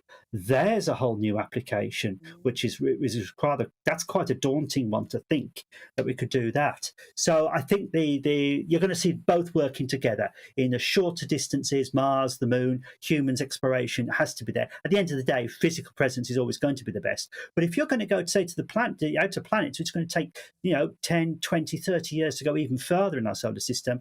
And once you've got the probe there and you start doing the hollow projection, then it becomes a whole different game. So I think you'll see two side by side, really, one complementing the other. Daunting, challenging, fascinating. It invites us to think about space and time in a completely different way. Space expert Andrew Lound, thank you very much for joining us. Thank you very much. Now, have you heard the one about the 12-foot ghost spotted in Scunthorpe? No, really. There has been a 12-foot spectre spotted in Scunthorpe. So you'd think this Scunthorpe spook would be easy to find given its size, but that's where Ghostbusters like Dr. Rob Gundy come in to try and find them. Rob joins us now. Hello, Rob, are you there? Hi there. Thank you for inviting me now. A 12-foot ghost? Really? Why 12? What's happened to the spirit that has doubled it in size? Well, we don't know what it was. I mean, ghost is one of those terms that can be used fairly regularly by people, but they might not be the only entities that might exist. I mean, what happened was, would you like me to run through the story of what happened on that evening? Yeah, I mean, what it was, there was a mother and daughter in the daughter's bedroom one night in the summer of 1999, and the daughter looked out to draw the curtains. It was rainy, it was dark, and she saw in the rain walking along a monk, and she thought, that's the stretch of land. If you go over to the left, that's where the houses were, and you can see it goes across Bristol Road to that stretch of greenery to the main Scotter Road. And she looked out and she said, "What is that idiot doing out there in the rain? It looks like he's on stilts. He must be going to a fancy dress party or something like that."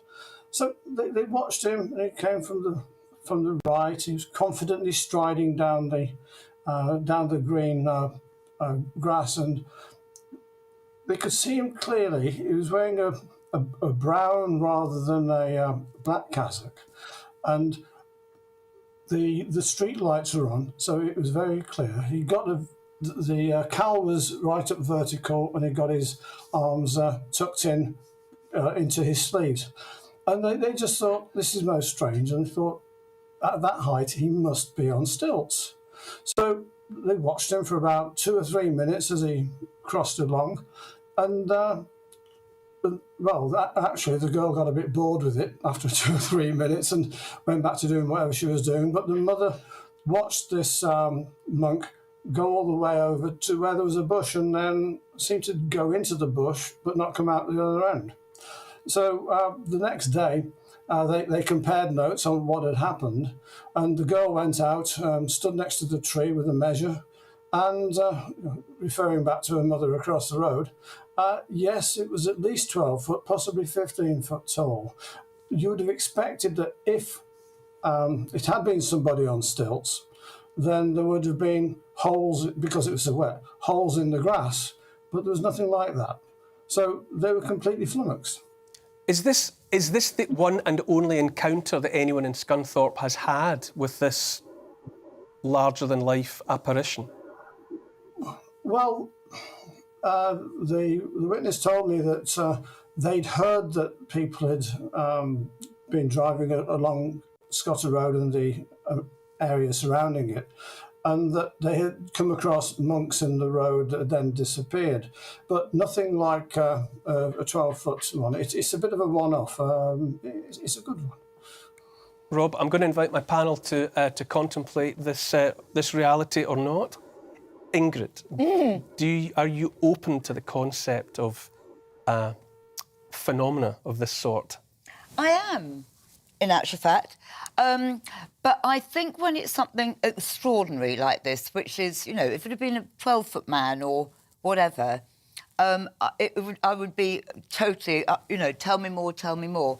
This is kind of, you know, ghost apparition, what is it?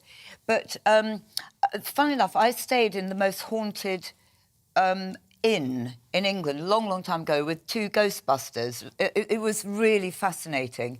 And they showed me some pictures from beforehand. The people had taken it over. Anyway, I'm detracting, I don't mean to, but very quickly, they said there's a man here and he's got a hat and he appears every night and he's in the bar.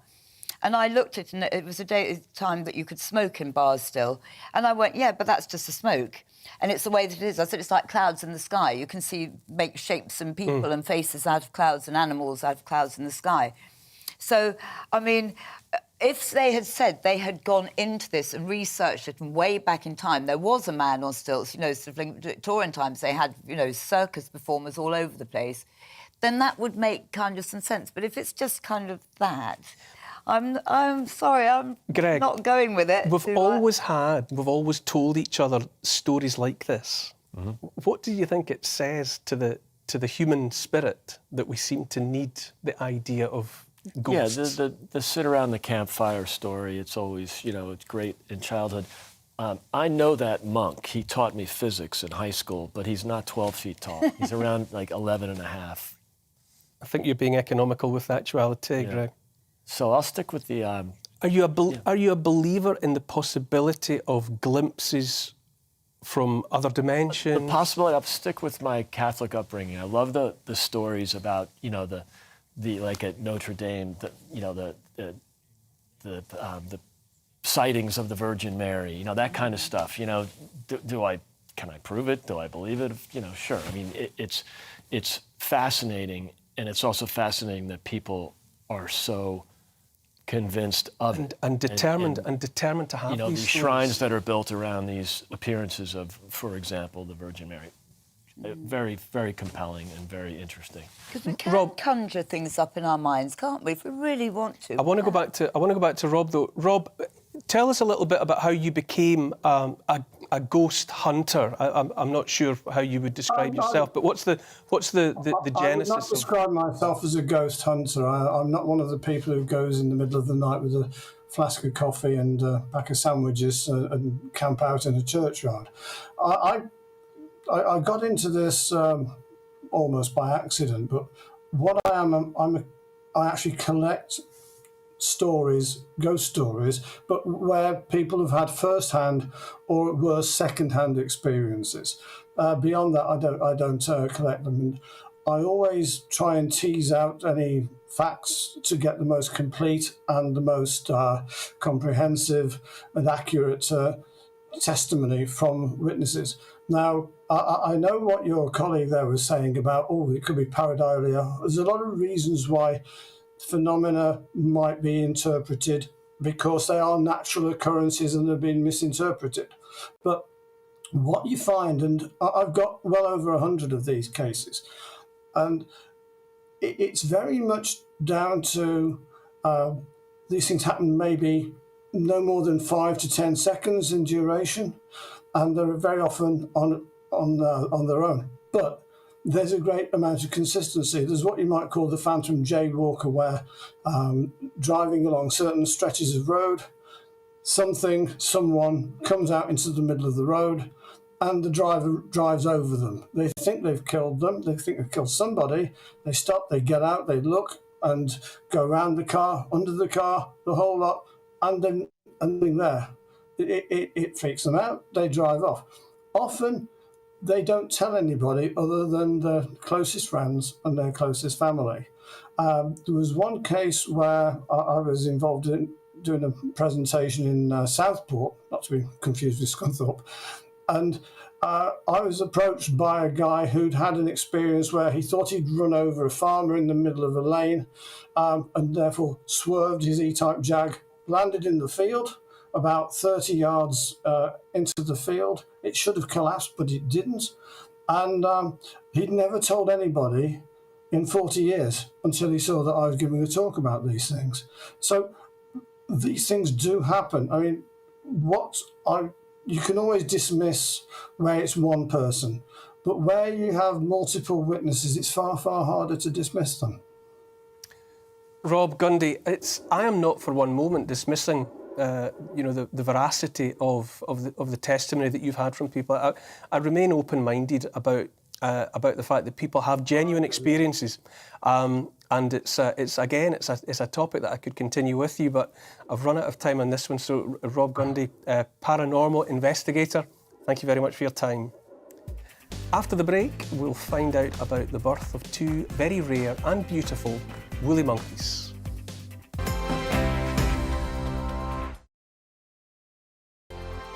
Hello, I'm Michelle Dewberry, and you can join me every weekday 6 till 7 on Jubes and Kerr. Me and my panel will get stuck right into the day's events, and I can tell you, in fact, I can warn you, expect some robust debates, some strong opinions and perspectives from both sides of the fence. It's about you at home as well. I love to read out all of your comments, or at least as many as I can. So join me, Michelle Dewberry, Monday to Friday, 6 till 7 on Jubes and Kerr.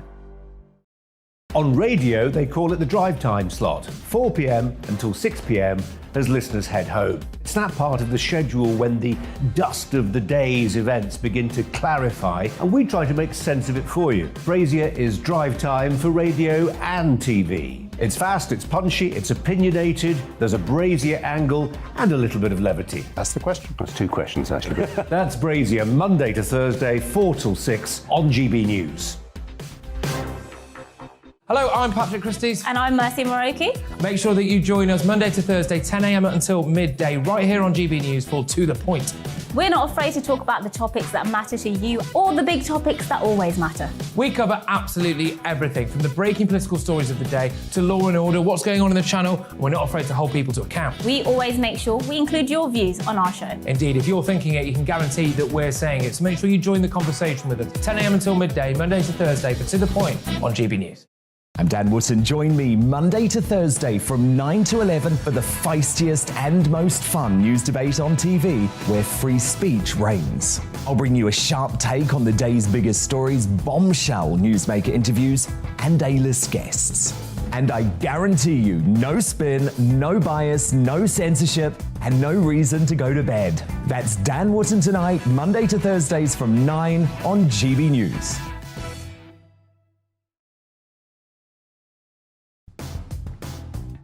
On Mark Dolan tonight, my Mark Meets guest is the legendary music producer Pete Waterman. We'll be talking to him about what makes a hit, what he thinks of modern music, and whether he's still in touch with Kylie Minogue, the woman he made an international star. In the news agenda, with Portugal treating Brits the same as EU passport holders, is the world beginning to accept Brexit? Plus, US political and showbiz news live from Hollywood with Kinsey Schofield. And in my big opinion, in the absence of a credible candidate, it's my view that Boris Johnson must stay. See you at 9.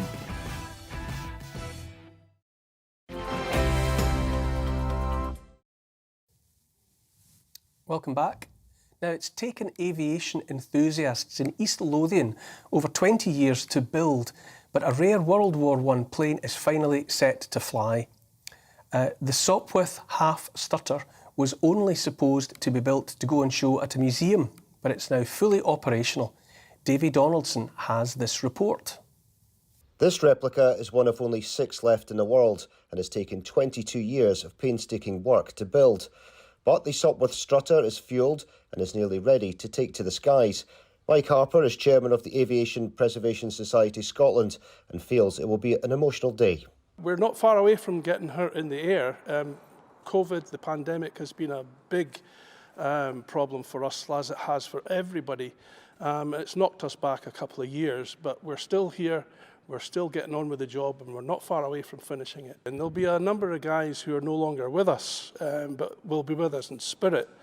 There's been a lot of people have given a lot to this project, and it will be a real achievement to see her take off for the first time.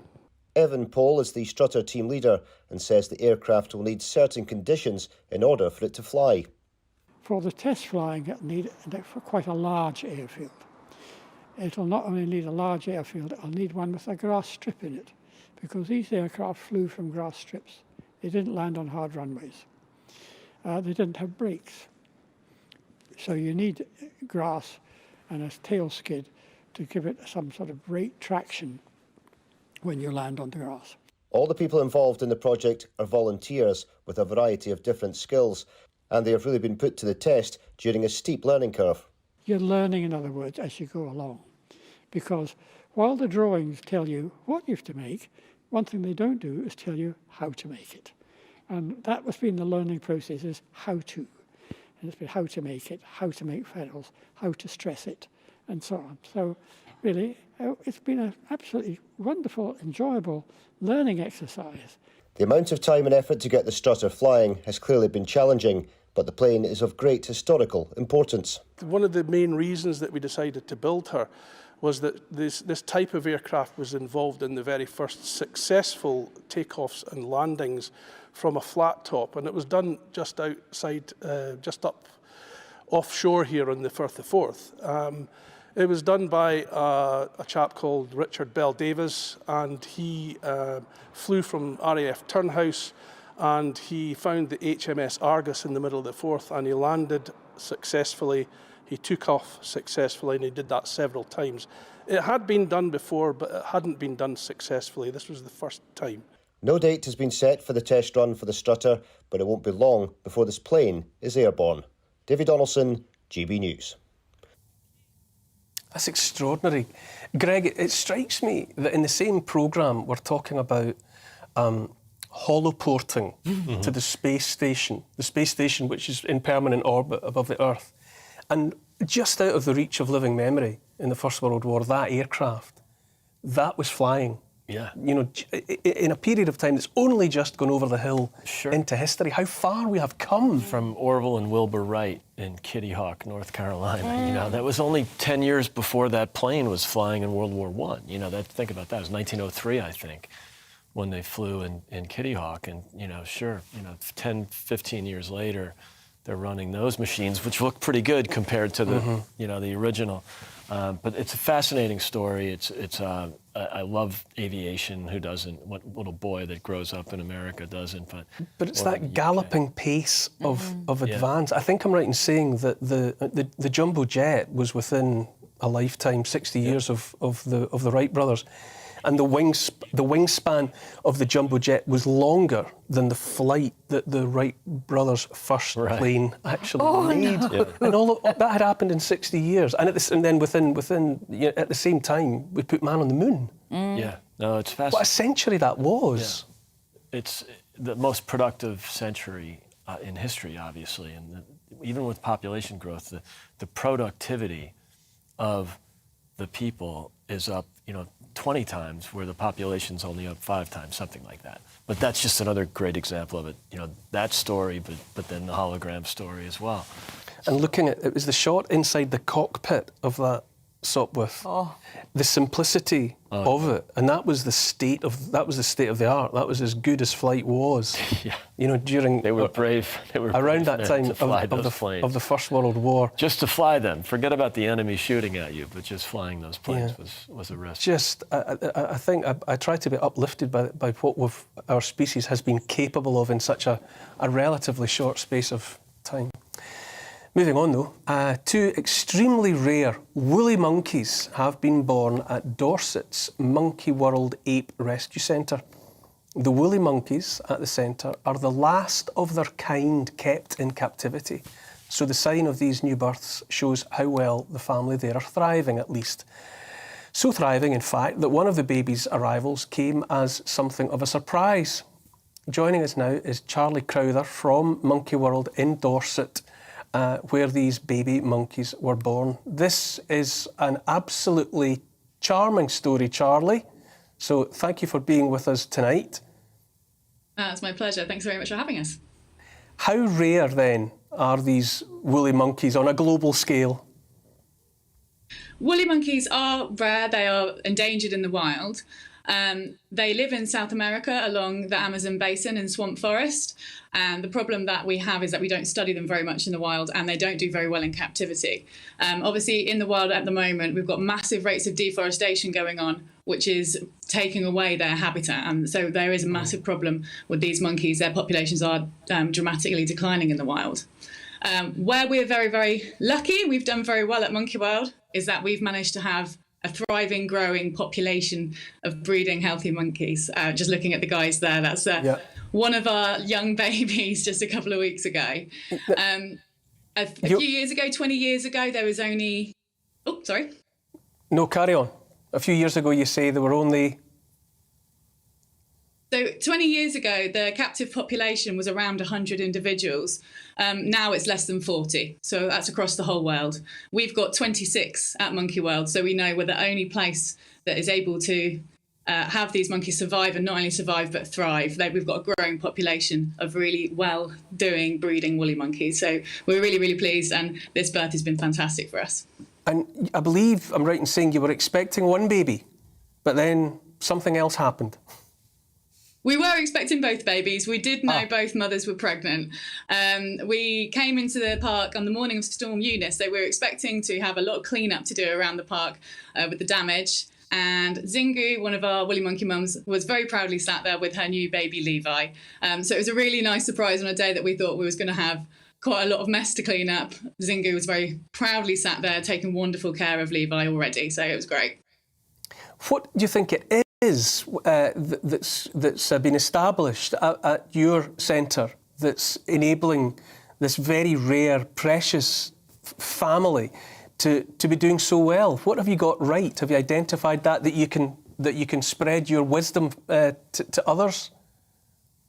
This is exactly what we want to do. So we are hoping that by continuing to care for these monkeys and continuing to look after them and allow the populations to breed, that we're going to be able to feed that information back into rescue centres that are in South America that are confiscating the animals from the illegal wildlife trade and putting them back into the wild. And at the moment, they're still not doing that well at that. The infants are dying. So by us breeding and looking after the monkeys and they're thriving here at our centre, we're hoping to feed that information back. The way we're doing it is because we're set up as a rescue centre. So our very purpose is to rescue and rehabilitate monkeys. So we're set up with animals in mind, first of all. So we have big outdoor leafy enclosures, we have their companionship of their own kind, and we have a lot of different groups of different animals. So we reduce the social tension through the park, through the woolly monkey groups. If one's fallen out with another, we've got enough individuals to move them around and hopefully stop spats and social tension, which is what we believe causes a lot of the problems with woolly monkeys in particular. They're very prone to hypertension, and in females that can cause preeclampsia during pregnancy, which is why lots of them don't breed. So our intention at Monkey World is to keep tension low, stress low, through all the things such as good enclosure design and good social dynamics and reducing social tension. Charlie Crowther from Monkey World there. That's a lovely story to end on. Thank you so much for bringing it to us. And I'm sure I speak for all of us in hoping that family continues to thrive there in your tender care. Thank you so much for that. These are always uplifting stories, aren't they, to hear about? When you hear that these, they're so rare and that in captivity and in the wild. Yeah. And so that every birth and these two births are it's so precious. Precious. That's exactly what you suddenly appreciate, because we take so much for granted. Oh, another baby, but when you sort of see it in context like that, it's almost a miracle, isn't it? Oh, it's wonderful. And being always reminded, Greg, of the impact that we continue to have. We're so obviously there. That's a lovely story of tender care being ministered to that family of woolly monkeys. But generally speaking, we were talking about mistakes made in the past that we don't seem to learn from.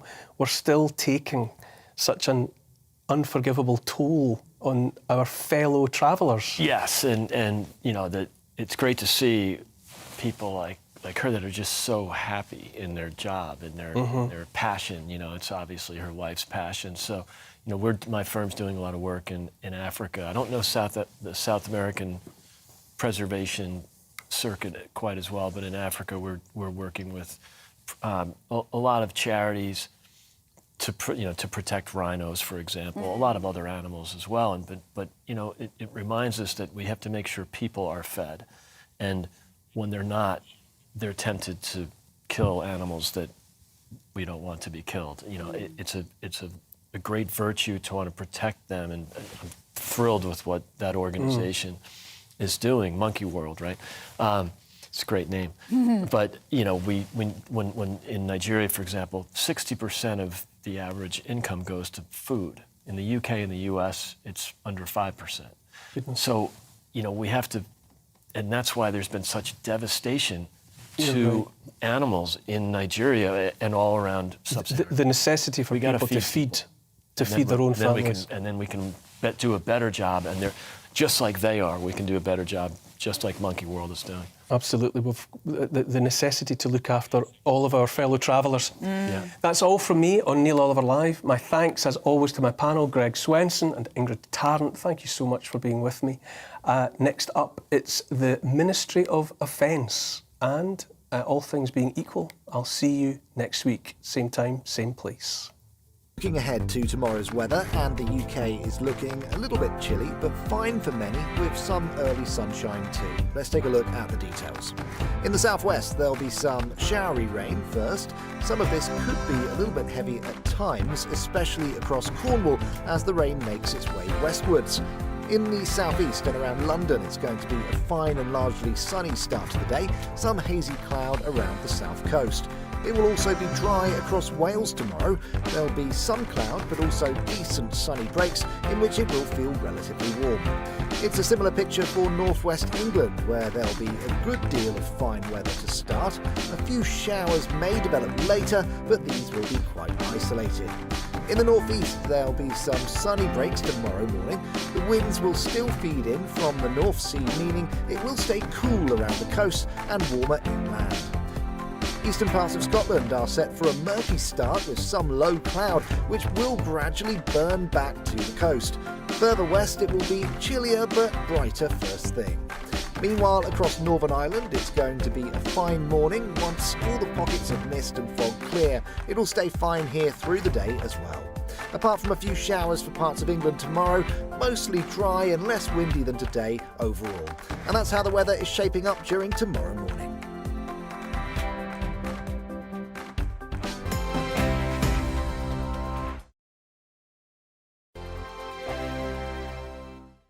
Hello, I'm Michelle Dewberry, and you can join me every weekday 6 till 7 on Jubes and Kerr. Me and my panel will get stuck right into the day's events, and I can tell you, in fact, I can warn you, expect some robust debates, some strong opinions and perspectives from both sides of the fence. It's about you at home as well. I love to read out all of your comments, or at least as many as I can. So join me, Michelle Dewberry, Monday to Friday, 6 till 7 on Jubes and Kerr. On radio, they call it the drive time slot, 4 p.m. until 6 p.m. as listeners head home. It's that part of the schedule when the dust of the day's events begin to clarify, and we try to make sense of it for you. Brazier is drive time for radio and TV. It's fast, it's punchy, it's opinionated, there's a brazier angle,